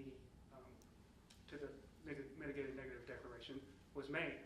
In that staff report, again, this is to the Redwood City Planning Commission, an open government meeting. In that staff report, staff clearly defines the reasoning behind the provision that says that if the remainders, the provision that says that Cargill Pond 10 is continuing to function as a roost site, and it shall be the responsibility of any future developer involved in the conversion to locate a new roost site. Staff provided the explanation on it and essentially said what I just told you, but I can give you a copy of it if you'd like. Happy to do so. When is that from? I'm sorry? Sorry, when is that staff report from? This is from January 20th, 2004, at the time that the addendum to the mitigated negative declaration was adopted by Redwood City. I think we have that. Yeah, I think we have that as well. Anything further? Commissioner Tank? Yes, when we started off, we were talking, Commissioner Gilmore and I, about the binders that ended up at our door as we proceeded to have this hearing. And I believe we got 4 very large binders. So when this was on the agenda again and I got a relatively small packet, I was pleased. And pleased to see that there was a negotiated settlement that was coming forward to us. I know it was a lot of work, there was a lot of materials, a lot of things to go over, but appreciated that. And as a commissioner, I look at the whole of the document. You're right. You can see that there were give and take in this document. But I think our goal is to bring people into compliance and not go through very long enforcement hearings. And so appreciate that we found that sweet spot of compliance for us. And there was a mention of credibility, and I think I'm a credible commissioner if I don't get stuck in the weeds, if I take a reasonable approach. And I felt that the answers to the questions we had were well answered and documented, and I will be supporting this. So I also would like to say thank you to the parties for working this out. I know you guys put a lot of effort into it, and I would also like to publicly thank Commissioner Pine for the role he played. I know he played a very constructive role in bringing the parties together with staff. And when I also read this, I also see that there was a lot of trying to problem solve. I mean, I think the issue with putting the kayaks in the water, not from the motorized area, but then going off and creating a 25-foot area, I think that's a positive solution that provides access, allows the kayakers and the non-motorized craft to go ahead and have a place to do it. And it'll actually be an improvement. It'll probably be easier for them to use that 25-foot than it would have been to go over and use the other area. So that seems like you guys have really tried to solve the particular problems that we had. I think the two things that stand out, we've talked a lot about, which was the shorebird roost habitat mitigation. I'm still not quite clear in my mind, so I'll probably come back to that. And then the signage issues. And I think what's confusing about the signage issues is we seem to have two different versions, not between staff and between Westpoint Harbor, but I have Committee of Green Foothills saying that we don't have signage. We had another speaker from, I think was it the Audubon Society? Or they talked about it. So I think that's still a little confusing as to why we don't really have an agreed upon set of facts. And can someone explain that, or is it just, I mean, I'm a little confused as to why the Committee of Green Foothills has a letter here that says we don't have it, and you guys are like, are we talking about something different? Are we talking across purposes? I just don't really understand. I obviously cannot speak to what others have or have not observed. I can only speak to what I've observed. I can speak to what's in the administrative record. Again, if it would be helpful, we can track down the number of the exhibit that shows the signage that's located at the entrance to Westpoint Slough. We can track down the administrative record exhibit that shows the buoy that's at the confluence of Redwood Creek and Westpoint Slough. Like I said, although it's kind of illegible, but the sign at the boat launch is right here in front of you in these materials today. I'll note the contractual obligation that are referenced and the rules of the harbor that that specify that the slough is no wake zone and require folks to follow that rule is also in the administrative record. It's a statement of defense. I happen to remember that one, believe it or not. It's 122, exhibit number 122, which is, frankly, it's available online on BCDC's website.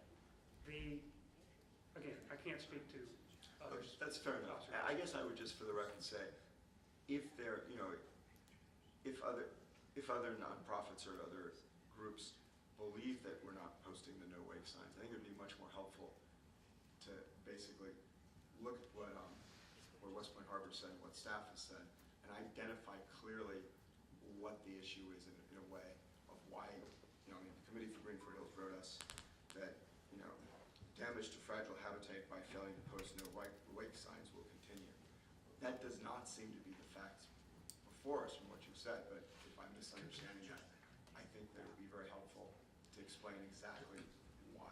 Why this up when it comes to the full commission. Oh, that's what I'm thinking. I'm thinking that, if there are particular issues that people have, I think it would be helpful to understand that at the full commission and explain why that is. Because it just seems that there are the wake signs there and that you've come into compliance with that, and staff seems to be telling us that.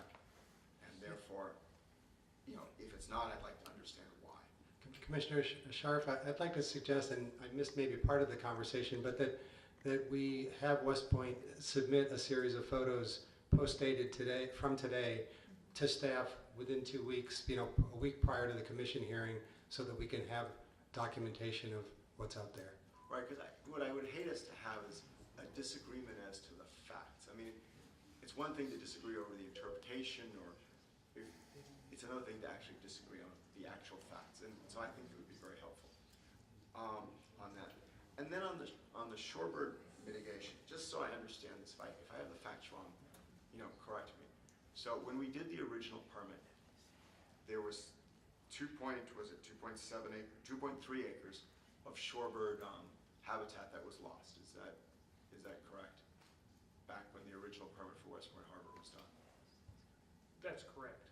And From the northern area of Pond 10, but again, the remainder of Pond 10 still provides shorebird roost habitat.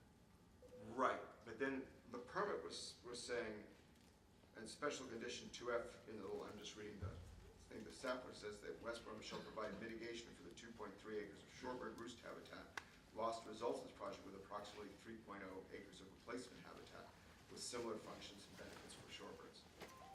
So this is the part where I get a little confused. Pond 10 already existed at that point, right?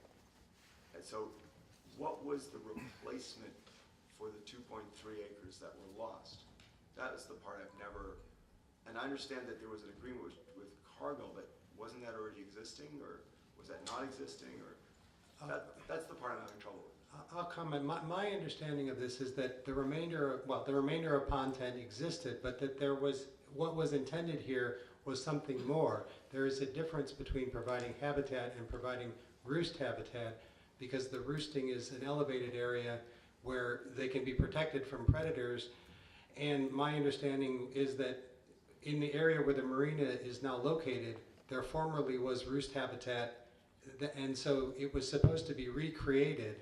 And I read the Cargill memo as saying they would manage pond levels in the remainder of Pond 10 to provide that habitat, roost habitat, during whatever, the breeding season or the high water period. And what I think, my view is that we have no assurance that Cargill is actually doing that. They said they were going to do that in 2003.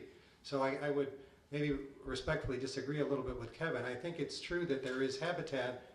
There are a lot of birds that use the remainder of Pond 10, but whether shorebird roost habitat as envisioned in this condition is being provided, I don't think we have any basis to say that is the case. So we don't know if it's being provided or not. Is that? It's certainly not actively being provided by Cargill. But go ahead, Kevin. So two things. One, under what I believe to be BCDC staff's interpretation, which you can correct me if I'm wrong, the point is that Cargill promised that they would provide such in 2003. So, okay, can I just ask, this is your permit, did you buy this from Cargill, and that's why? I mean, It was discussed with Cargill, and Cargill agreed to it. But I mean, why did Cargill agree to it? Were they paid money for it? I mean, what was the reason Cargill would agree to this? In addition, I'm going to hand some things out. Okay. So, this is the staff report that I referenced earlier.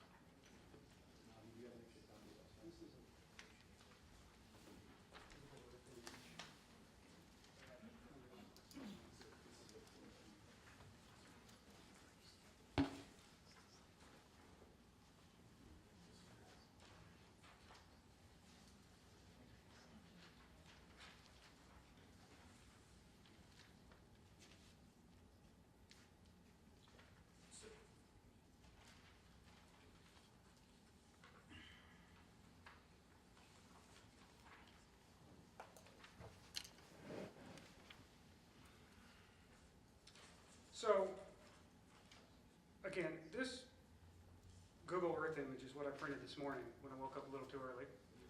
And it shows the entire Pond 10. I drew a very imprecise red line around the entire Pond 10. Approximately the top half, obviously, is Westpoint Harbor. Bottom half, what exists today. This was just the image that comes up when you type in Westpoint Harbor on Google Earth. You can see here that water levels, while they vary, based on rains, obviously, allow for large areas to be dry as well as other large areas to be shallow. You can see right through the water into features that are underneath the water. These trails of frankly, salt byproduct. This speaks to the reality out there today, where this is, give you an idea of scale here. The Marina Basin is approximately 26.6 acres. So, you know, are these dry areas more than 3 acres? Obviously. But in addition to that, I think it's, you know, I'm going to make this point again, and this is where I think staff may disagree a little bit, but there's no legal obligation to do any more than what Westpoint Harbor did. And if you flip over this first tab on the staff report, this is, again, Redwood City, the lead agency under CEQA, charged under state law with doing the environmental analysis, determining what conditions, what mitigation conditions are needed for potential impacts. The lead agency determined that at this time, that mitigation measure number 10 originally required the applicant to provide a roosting site for the local bird population. At the time that this mitigation measure was drafted, I'll note that was in 2001, it was assumed that the remaining portion of Pond 10 would also be redeveloped in the very near future, which would eliminate the existing roosting area.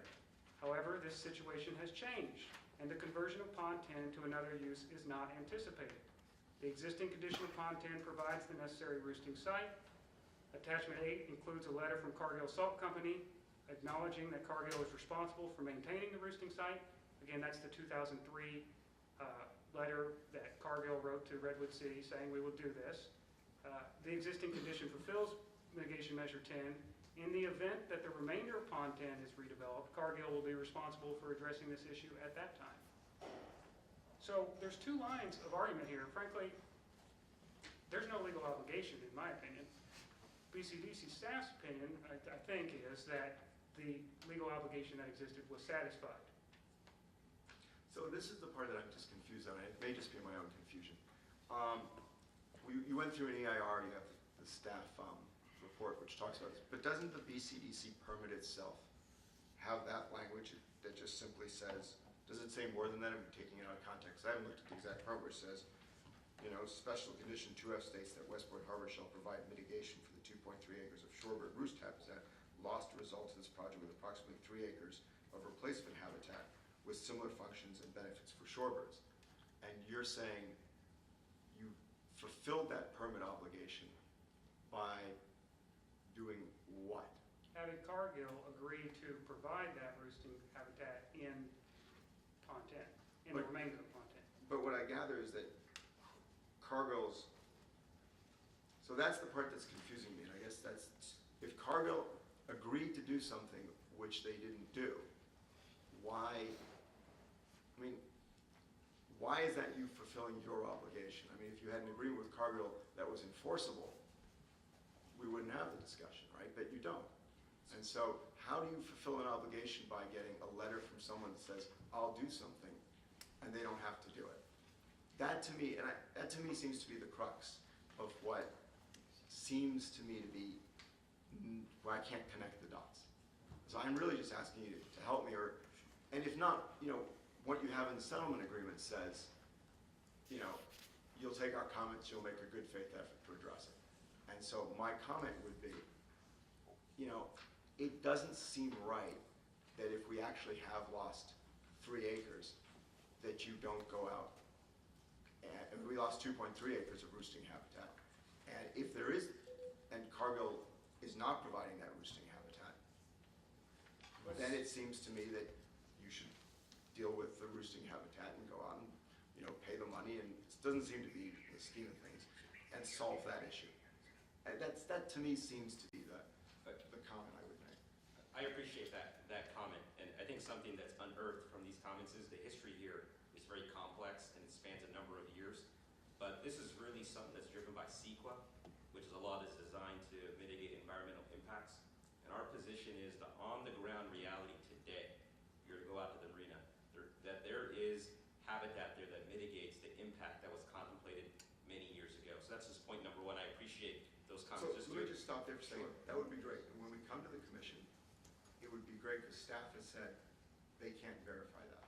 It would be very helpful for me if you actually came forward to the commission and said, yeah, there's 3 acres and whatever it is, and it's right there on the ground, and this is where the roosting habitat is. That can be easily done. I don't think staff debates that point, that we have the habitat there. The other suggestion I would have, I would say we can all agree on this. The person in this room that knows the most about the site is Mr. Sanders.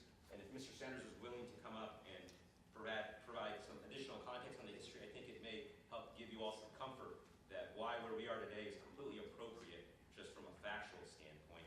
And as Kevin has suggested and articulated as a legal matter, that the requirement has been met in full. And we've exchanged views with Mr. Zeppatello and staff. And at some point, people can disagree on things, but we think a reasonable compromise has been reached or given the on-the-ground reality. And I'll invite Mr. Sanders to Well, perhaps- hold on. Sure. So I just want to put a finer point on Chair Sharp's point, which is, I'm stuck on this also, which is that there's a requirement in an existing permit issued by this agency that we have in front of us for 2.3 acres of shorebird roost habitat. Correct. That were to be lost as a result of the project. And I understand that there's a complex history between what occurred in 2003 and today. And I don't need all the details about what conditions were there in 2003 and what they are today. My understanding is that today, we don't have an assurance that that mitigation is occurring or will occur in the future. And the reason that I'm stuck on this is because in the Executive Director's recommended enforcement decision, page 7, it says that in this letter from June 2018, Cargill informed agency staff that that among other things here, Cargill never agreed to provide shorebird roost habitat in Pond 10, and they are unable to provide any such mitigation in Pond 10. That doesn't seem consistent with an assurance that this mitigation is occurring and will continue to occur in the future in a way that was contemplated at this point.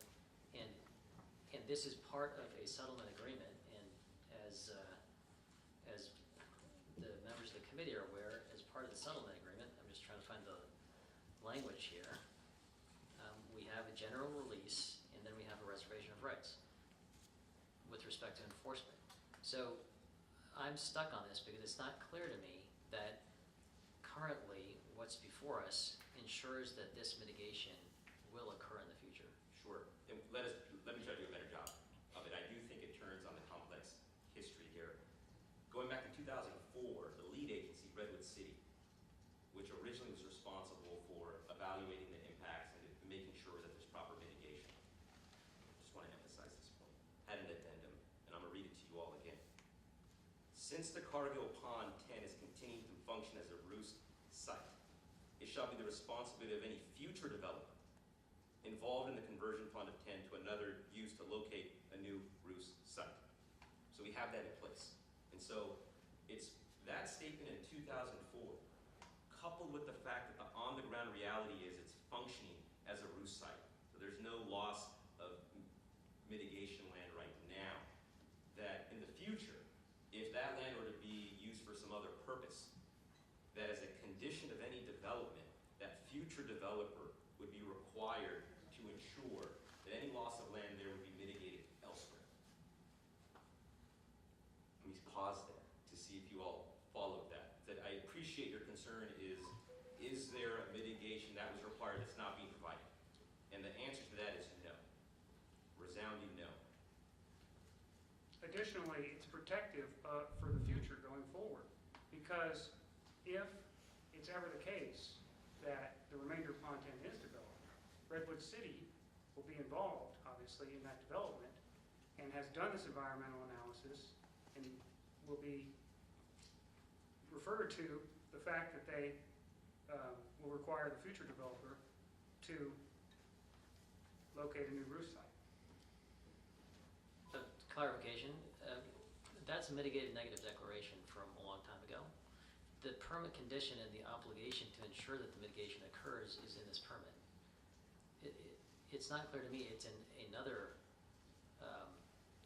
legally binding document on any party to ensure that it occurs. So if the hook to ensuring it occurs is in this permit, and the proposed change to this part of the permit effectively relieves this agency and the permittee of ensuring that this obligation be met in the future, as I read it, in part because Cargill is saying that in their letter that they never agreed to do this and they're unable to provide it in Pond 10. So whether Pond 10 gets developed in the future or not, I don't see the hook to ensure that the mitigation that was required back in 2003 and assumed by the city would occur will actually come to bear. Explain to me what I'm missing. So two things are going to happen. Either that Pond 10, the remainder, is going to remain undeveloped. If that's the case, we have the habitat that we're talking about. No problem there. Okay, well, let me jump in then. Sure. Then why does Cargill say that they are unable to provide that mitigation? Cargill, yes. Cargill's lawyers wrote that letter, and as any landowner doesn't, and I'm speculating here, but as a lawyer I'll stretch a little bit, that they are uncomfortable taking certain legal positions because it may impact the future value of their land. Nothing more, nothing less. So I would suggest y'all discount what Cargill's lawyers are saying and focus on the entitlement process. And what we have is the remainder of Pond 10 right now functioning as the habitat that we're all talking about. So there's no concern of a missing environmental protection, which I think for all of us in the room is the most important piece. The second scenario is someone wants to develop that remainder. If they want to develop that remainder, they'll have to go to Redwood City for an approval. Redwood City will pull out of its drawer this addendum from the original MND from 2004 and say, okay, if you want to develop this, one of the conditions will be that you make up for the missing land here. So those are the only two practical scenarios, but whatever door you open, it always leads to the place that we want to be in, which is there's not going to be a loss of the mitigation that's contemplated by this permit. I think I agree with your characterization of door 2, but I'm not there on door 1.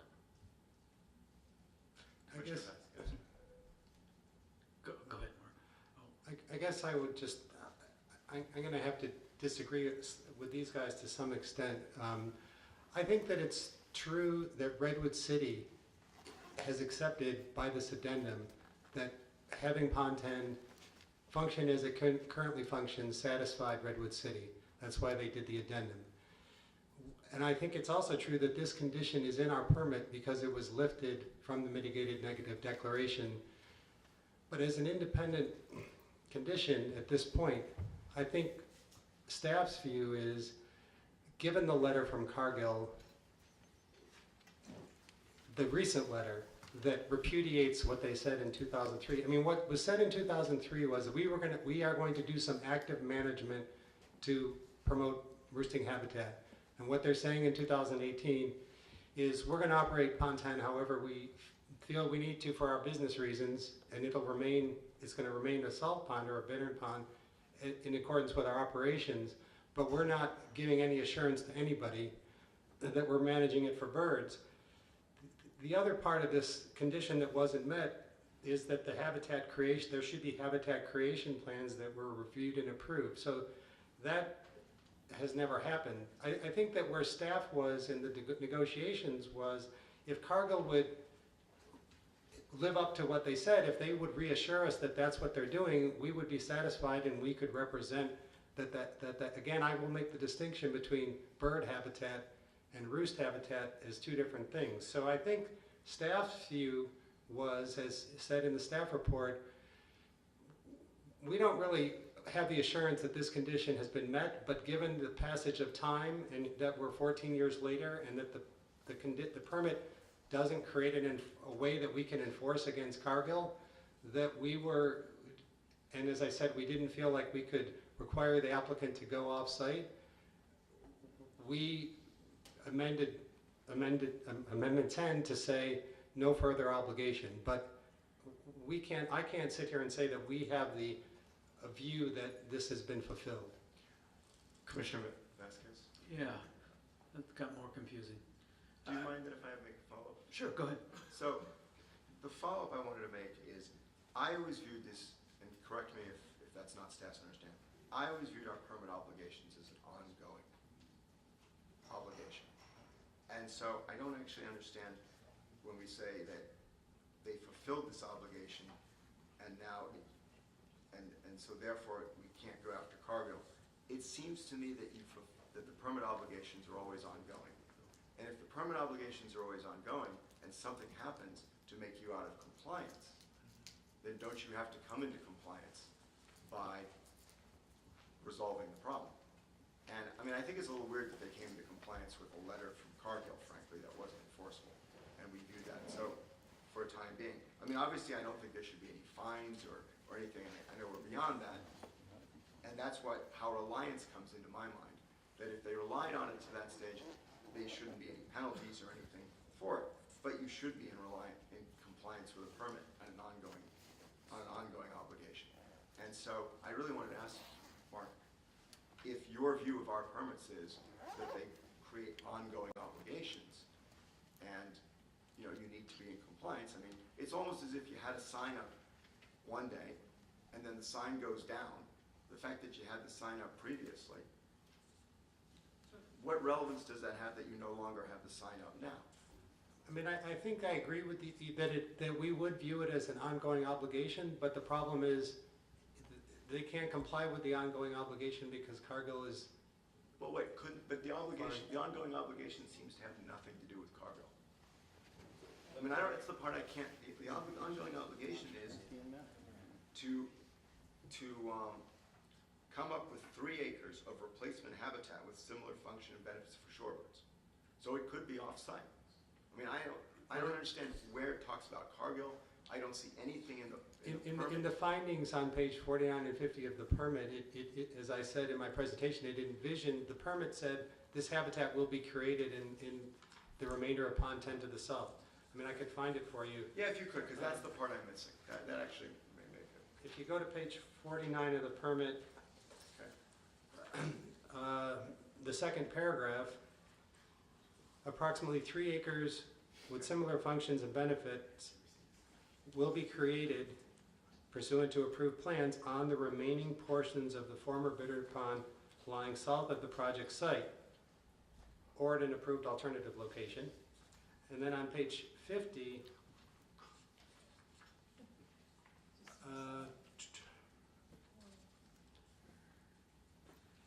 in the first partial paragraph in the middle, it says the permit does not contain a condition requiring the permittee to permanently guarantee the habitat. Cargo will, it has the same language that Kevin cited from the neg deck, essentially. Cargo will have to provide additional replacement mitigation for this habitat if it develops the adjacent salt pond.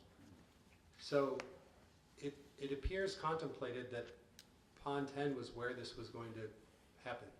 So what seems to me to be important for me is the language that says the permit does not contain a condition requiring the permit to permanently guarantee the shorebird roosting habitat. Right? I mean, that's what we're saying. Well, I think that was the legal guarantee, an open space or a public open space guarantee, because it was not on their land. It was on Cargill's land. It is on Cargill's land. Another, I think, a very important. Can I add something, Chair Sharp? I appreciate the challenge we have with where this parcel of land is and that Cargill controls it. And so there are limits to what the permittee here could have done, can do at this point. And at the same time, there's still a real natural resource protection issue with respect to bay resources that's within our jurisdiction. And I appreciate that there's a lot of hard work that's gone into this. We're focused on a couple sentences in this massive agreement. So I hope that folks appreciate that we're zeroing in on a particular aspect of this. There's so much in here that is very good and helps resolve very complex issues. So in this little part that we're focused on now, if I look at other parts of the proposed settlement agreement, there's some nice creativity that's gone into different aspects of this, including directing financial financial resources to support work that's being done by other organizations to make sure that we have good benefits in the bay. Perhaps the parties would benefit from some additional time to think about how we can creatively address this natural resource protection issue within the context of what's already been laid out here in a way that doesn't attempt to require something that is, as a matter of fact, impossible, but also addresses the real resource issue. And I have to say, I'm not at the point yet where I feel like, given the facts before us and the obligations and lack of obligations, that I'm at a point where I feel comfortable signing off on it yet. Can I focus on the part of the sentence after the language about it doesn't contain a condition requiring permanently guaranteed the shorebird roost habitat? And this is from the original text of the permit. Cargill will have to provide additional replacement mitigation for this habitat if it develops the adjacent salt pond. This sentence evidences the fact that BCDC knew at the time, had in its mind the conception that's also made clear in the staff report I passed out to you guys, that the remainder of the pond provided the roost habitat that was needed. If and when it's ever filled up, then that developer will need to address it. I don't think that there's a doubt. I mean, I think that this resolves any doubt that somehow BCDC was on a different page than Redwood City So if I could, on that issue. so if I could, Go ahead. so do you believe that that they were relying on that statement to ensure that that mitigation would occur? Because it was there already. So the assumption was if the pond was going to develop, that was going to happen.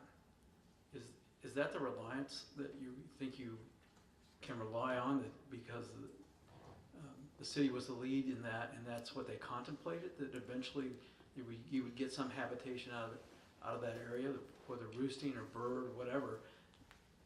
I think what I hear from my fellow commissioners is they're struggling where the assurance is.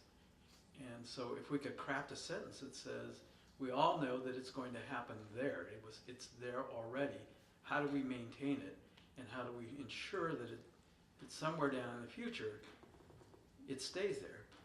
I guess my point would be a little different, which is that it's documented that BCDC at the time and Redwood City at the time understood that the guarantee in perpetuity going forward was not on Westpoint Harbor's shoulders. It was on any potential future developer. Westpoint Harbor, any impacts that Westpoint Harbor had on roost habitat were not of a concern because the remainder of Pond 10 was not developed at that time. And BCDC and Redwood City and other agencies, frankly, made the determination that it was okay to take that load off of Westpoint Harbor's shoulders, that Westpoint Harbor wouldn't have to shoulder it going forward, I don't know, let's say 14 years in the event that, I don't know, Cargill does something screwy like they may have done arguably in the last few months. That's what I think is an essential point that commissioners should keep in mind, that there is not, again, in addition to the facts on the environmental reality, there's a legal issue here, and that is namely that it's not on Westpoint Harbor to guarantee this in perpetuity. So how do we bind that agreement then to something or to someone? It will be addressed in the entitlement process if the remainder of Cargill 10 is ever developed. And if it's never, then it's just what it is right now. Correct. I think that's correct. There's some information you guys need to have that I think will give you comfort and make us all realize we're kind of barking up the wrong tree here. If you can give me a couple of moments to explain what really happened. So let me tell you about what the roost habitat really was. If you look at the drawing that you have in front of you, in the 1800s, where Pacific Shore Center is, was a cement factory that made cement from oyster shells and bay mud, the only one in California that did that. And as part of their process, slurry flowed west to east into what is now the northwest corner of Westpoint Harbor. And so there was an island about 3 acres, 2.5. It was only about 2 inches higher than the rest of the pond. The pond was very flat. But what would happen is, at certain times of the year when migratory birds and shorebirds are feeding on the mudflats out here, which is where they normally feed. At high tide, they would go to the roost island and roost there because critters couldn't get to them. Raccoons and fox and skunks and stuff like that that are all along the levees throughout this area. It was a safe area for the shorebirds who were feeding in the channel most of the time at high tide to go and rest someplace. And so one of the conditions of the environmental review, there were 5 environmental reviews on Pacific Shores and Westpoint Harbor, was, well, this roost island is really important for these birds because the feeding area around here is quite large. And so to recreate it in another place. So that's the reason for the island, why a small island was so important. And there are millions of birds on it. Now, if you look at the remaining part of Pond 10, it's 60 acres. One of the things they do when they maintain these ponds is they bring a dredge, they break the levee, bring a dredge into what's called the dredge lock, and they build up the levee 2 or 3 feet every 2 or 3 years. And they borrow the mud from the inside of the pond and build the levees. So all Leslie, now Cargill ponds, have what's called a borrow ditch, which is about a 20-foot wide ditch, about 5 feet deep, that's always full of water that goes all around the inside of the levee. So we have, in the remainder of Pond 10, a borrow ditch that goes all the way around, which makes the entirety an island. And so that's why, by doing nothing, Cargill said, and it was the time it was the person with the idea for the roost island was Clyde Morris from Fish and Wildlife, and Bob Douglas was the land manager. They said, look, we can recreate it here. We'll just leave that the way it is, which they have done for 18 years now. So by benign neglect, we've got actually a 60-acre roost pond. And it's always been that way. And there's no water coming in, no water coming out. It's ephemeral, just like the pond was originally. And so at the time that you really need the roost habitat, we've had a few rains, and the entirety is an island. That's why there's millions of birds, far more than there ever was before. Now, as to why Cargill, which large private company, a bunch of attorneys in Minneapolis, chose to not acknowledge that, there are letters and letters. You have a letter from the now retired Bob Douglas confirming, yes, we did agree to this, and this was all done as part of the CEQA process before the BCDC permit. Recall there was a 10-year period where my permit was not accepted as complete. And so this all was done afterwards. And so then somebody said, well, what about if Cargill develops this? Because there was a big plan for Cargill to develop the whole thing. Cargill wrote another letter saying, well, if we have to develop this, we will recreate that roost pond someplace else. And I'm sure they will. I mean, they have 1,400 more acres there. But that's in writing. This took months and months and months. It wasn't just an email from 1 or 2 people. So the good news is the roost habitat, which was 3 acres, is now 60 acres. Every year is the same. It's been there. Cargill did agree to it. And the CEQA people and BCDC participated, said, look, Sanders actually has no way to do this. He doesn't, the only person that owns any salt ponds near this roost area is Cargill. So they're the only ones that could do it, which is why the permit says it's not on Sanders, it's on Cargill. So that's the true story.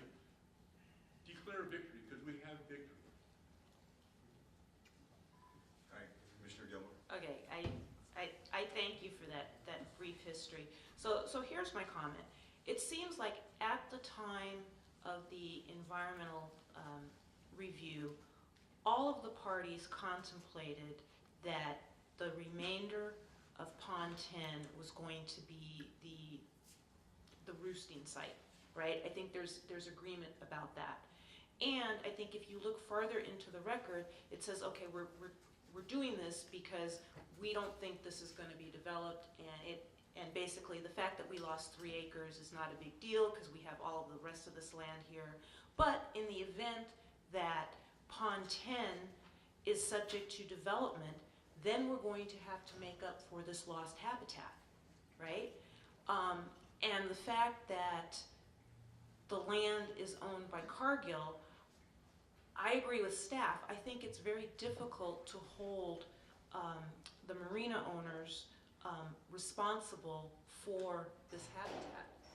And, I mean, because whether or not they relied on what Cargill was saying at the time, the point is everybody thought that this particular piece of property would be the mitigation.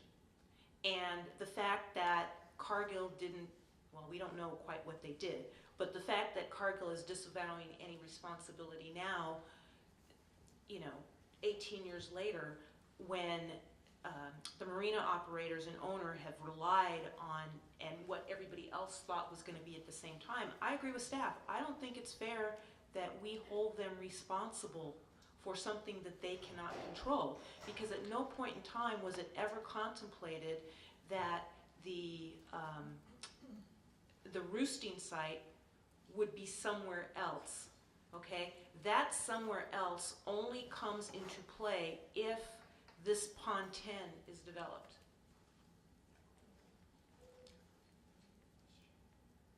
That was a good summary. It was.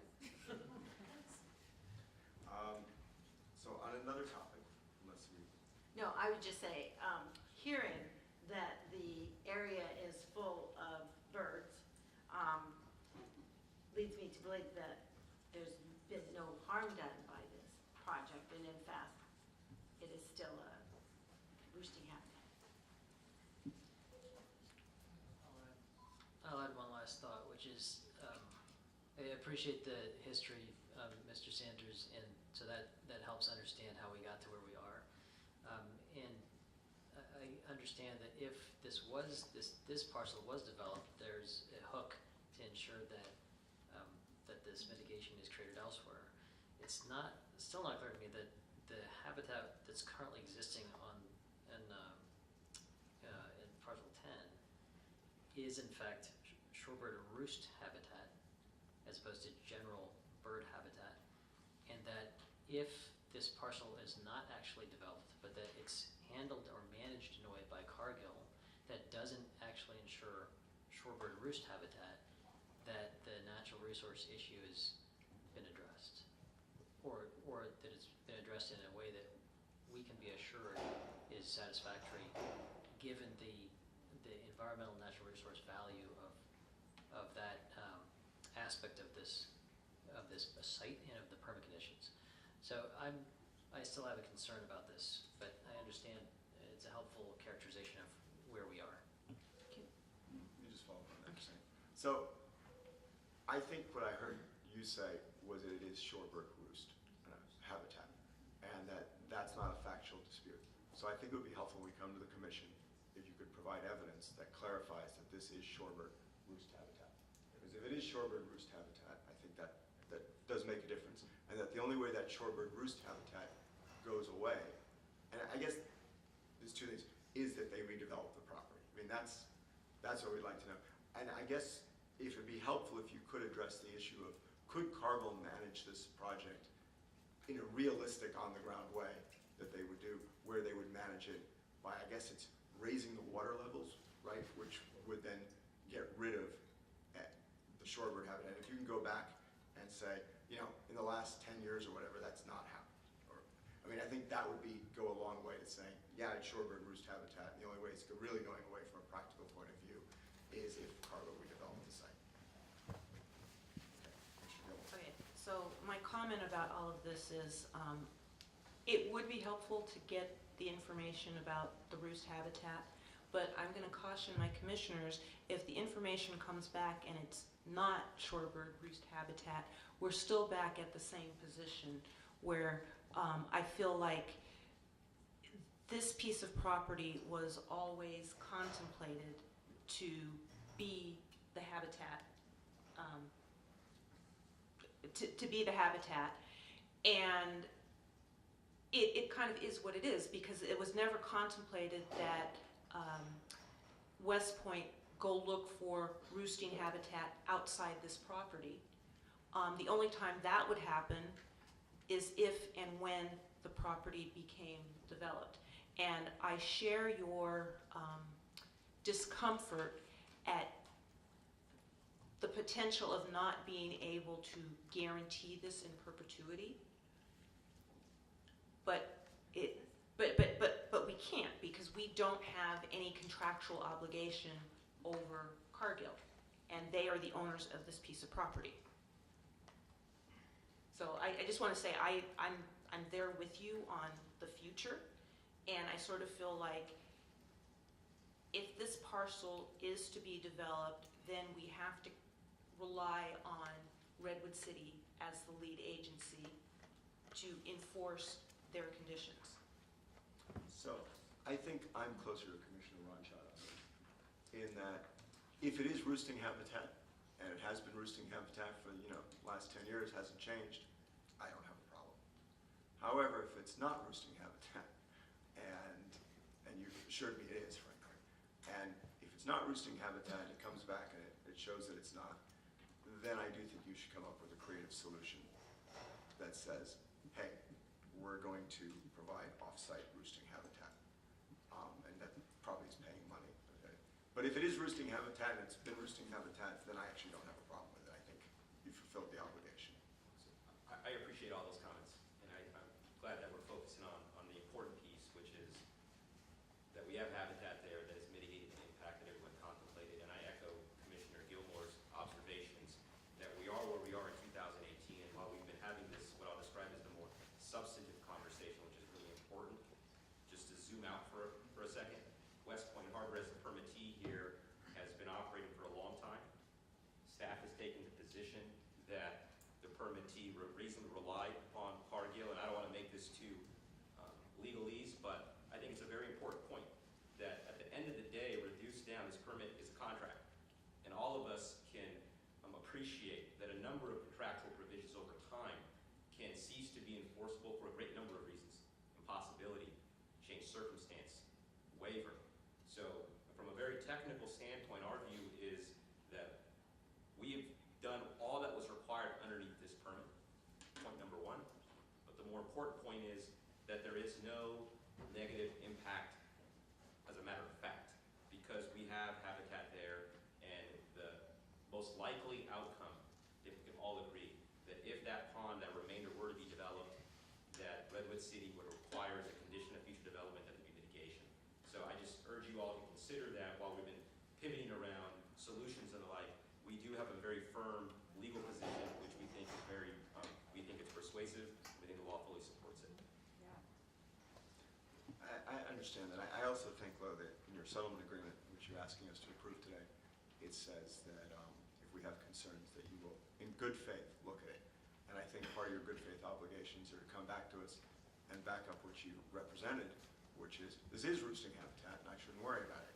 Because if it is roosting habitat, I have no issue. The issue is if it's not roosting habitat, then I think you've made representations that it is, and then I think you should come up with a creative solution to give us some comfort. That's really all that's my position. I think Commissioner Gilmore's position is slightly different, but that's... Commissioner, I hear your comments, and respectfully, just to give a little pushback to that we're happy to discharge any obligations that we have to talk in good faith, but this is a particular issue that staff is very familiar with.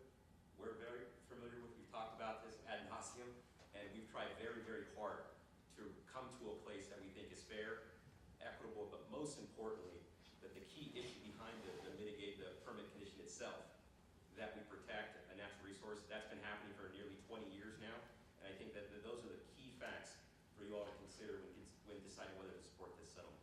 Yeah. Go ahead, Commissioner Gilmore. Okay, I hear what you just said, and I just want to clarify something. So based on that statement, does that mean that you're not going to come back with proof of whether or not this is a roosting habitat or not?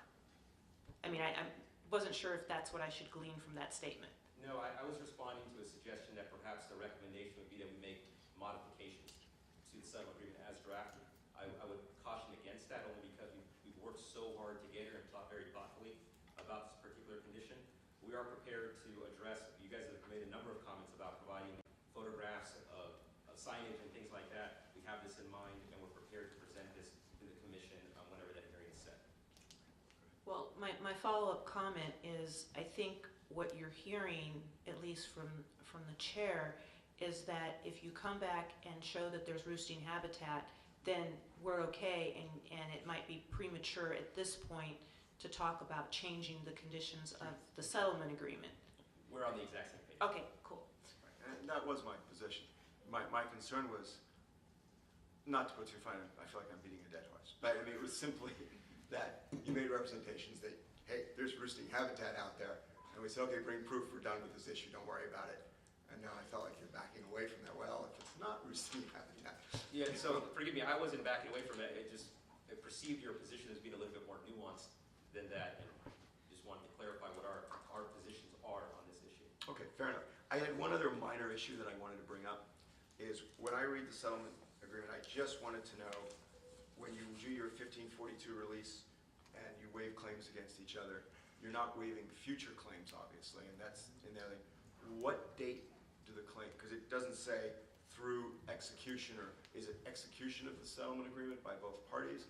Is that the date that we're It would be waiving the claims? effective date, so that would be the date that ultimately the commission endorses or approves the settlement agreement.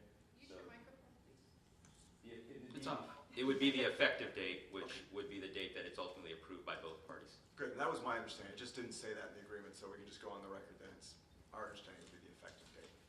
Okay, fair enough. Just, not to continue this, but maybe Mr. Sanders can answer this better. But in the environmental document, when they first did this, did they recognize that area as being habitat already? Because I'm having trouble figuring out why they wouldn't have had you replace that 3 acres immediately for that project. So was it already recognized as being roosting area? And Yes, does- the most salt ponds are flat as a pancake. This pond was what's called a multi-purpose pond, and so it has higher, pond 10, Yep. has higher parts and lower parts. It was never in Williamson Act. It was quite a different kind of pond. And so it naturally has islands that are 10, 15 acres. And when I say islands, they're only 2-3 inches higher, exactly like the original roost habitat is. And so the proof of roost habitat, forgive me, is seeing thousands of birds out there when it's dry. It's almost never completely dry. Even now it has some spots of water. But the most important thing is it does have this sort of moat around it, which is the borrow ditch. So there are today shorebirds out there every single day. And of course they fly right over to the mud flats when they're low tide. And so that was always recognized. And so this actually all came from a note from Clyde Morris. He said, well, this island is pretty easy to spot because it was pure white, because it was old concrete. And so he wanted to make sure an island like that was replicated. Cargill said, heck, we got lots of them in the remainder of Pond 10, and so we'll just leave it the way it is. And that's what happened. So it would be helpful if somewhere in that original environmental document, they said something about that. We provided quite a bit of correspondence from that period, but it was a pretty back and forth. There was people meeting all the time. That it was identified as already roosting area, and that's why the project didn't have to replace that island immediately. Well, it is. I mean, then, and this is in, again, the document I passed out. The existing condition of Pond 10 provides the necessary roosting site. Okay. That's why they allowed it to go forward this way, because the remainder of Pond 10 was for shorebird roosting. So, All right. just so I follow. So the tie to those 3 acres was that in case something happened, there was an assurance that 3 acres was going to be developed there, I guess. I mean, but that would be my train of thinking, is that if anything happened there, we wanted to make sure there was going to be 3 acres of roosting habitat, although there was already roosting habitat there. Correct, for the future For the development. future, yes. To replace that, the roosting habitat in the remainder of Pond 10. All right, does anyone else have any further? I'm ready to make a motion. Go ahead. Excuse me, before you make the motion, can I just make a comment on a procedural matter, I guess? Sure. There have been comments about providing some further information prior to the commission meeting, but we've also got a constraint that there shouldn't be additional evidence at the commission meeting. And we've also got the issue that what's before you is actually the settlement agreement, and we're talking about issues related to Pond 10, which is part of, and the channel markers, which are related to the permit amendment that is already in effect, but which the agreement says you're free to submit comments on. So I guess what I'd like to suggest is that Westpoint Harbor provide the information responsive to questions to staff prior to the commission meeting. We can make a report at the commission meeting, and if ultimately it is the commissioners that are raising concerns about some of these issues at the commission meeting, that then perhaps we be directed to come back to the enforcement committee in 3 months or something and talk about this further, but that none of this really it doesn't really tie into voting on the settlement agreement. Okay, fair enough. I think the notion of doing a report is a good one. I think my goal here in getting the information is to anticipate concerns commissioners may have, frankly, so that we don't do this at the commission level. Right. And that, I mean, I especially think on the signage, for instance, that, you know, it's very helpful to say, here are the actual signs, and that, you know, somebody's under a misapprehension somewhere because the signage is actually there. And I think, right, and I think we want, when we go to the commission on this, we want the issues to be put to bed. I think, you know, I think you guys, I think someone said, we don't want to get lost in the weeds here right now. I think the big thing is you guys have done a good job. You've come up with an agreement that makes sense, and there's a few key issues that I think needs a little clarification. And so I think that you could provide that information to staff. Staff can then bring it to the full commission, right? Is that, or bring it back to us, or whatever. Or, I mean, We can certainly provide a report as part of the presentation at the commission hearing, and then if there are concerns that are not resolved, we bring it back to the enforcement committee for further discussion. I mean, my goal is to avoid that, frankly. Yeah, I think so. That's my goal. Just that's our goal. Just to clarify, Mark, I didn't appreciate exactly what procedure you are proposing here. Our view is that you all have enough information to make a recommendation up or down on this, and I hope that's what we're talking about. I would hate to have a circumstance where this is all delayed for many months or weeks because of what I would describe as somewhat technical issues that can be addressed in due course before the full commission. Well, that's the goal. I mean, is to have it before the full commission. I mean, I think that, look, I'm not sure I agree completely. I mean, you're asking us to vote on a settlement agreement. The settlement agreement actually says that we are supposed to give comments if we wish to regarding, I mean, you know, that's the way I interpret it. Just let me clarify that piece there. That is, if the commission were to say that we would like some issues to be addressed, that is for the commission to decide. At this juncture, as I understand the agreement, the process that we agreed to, that you all would look at the settlement agreement, make a recommendation as to whether it should be approved by the full commission, and it's at that juncture the full commission would... So let me just read the settlement agreement to you. I mean, this is your settlement agreement. It says, in the event that the enforcement committee or commission, that's us, the enforcement committee or commission, provides comments or recommendations. I believe we have provided comments, and the comments are, go get us that information. Or recommendations, I mean, I could put it in the motion as a recommendation, right? That I believe should be addressed by and or incorporated into the permit. So we haven't asked it be anything be incorporated into the permit. We've made comments at this point. Get us the information. I don't see why that, given that's before us, and that's in the settlement agreement, why that is a problem. No, I don't think it's a problem. All right, Can I just say I'm one ready second? for a motion. Okay, I'm going to make this really quick.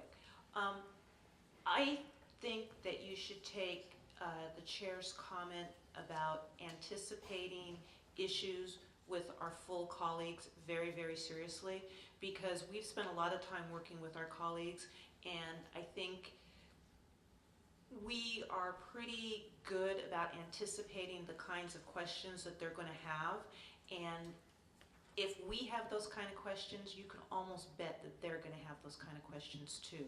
So this is actually a way of getting us to where we all want to be and trying to help you guys out, because believe me, we don't want this coming back to the enforcement committee. I agree. You want to make a motion? motion? I do. I want to make a motion that we accept the proposed settlement agreement between the Commission and Westpoint Harbor. Second. I would suggest that you modify to that we don't accept, that we recommend to the full commission. What does it say there? Is it? Okay. Sorry, may I make a point here?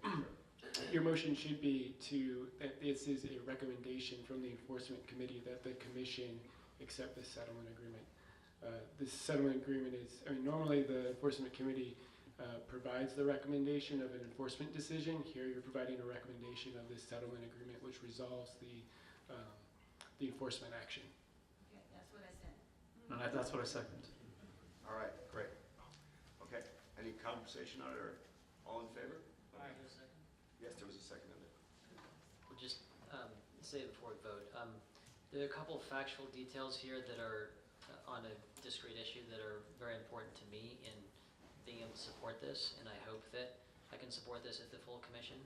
I would like, for myself, clarification of those details before being asked to support it, and that's where I am. I appreciate the chair's guidance and comments, and I'm sure the parties will take that into account.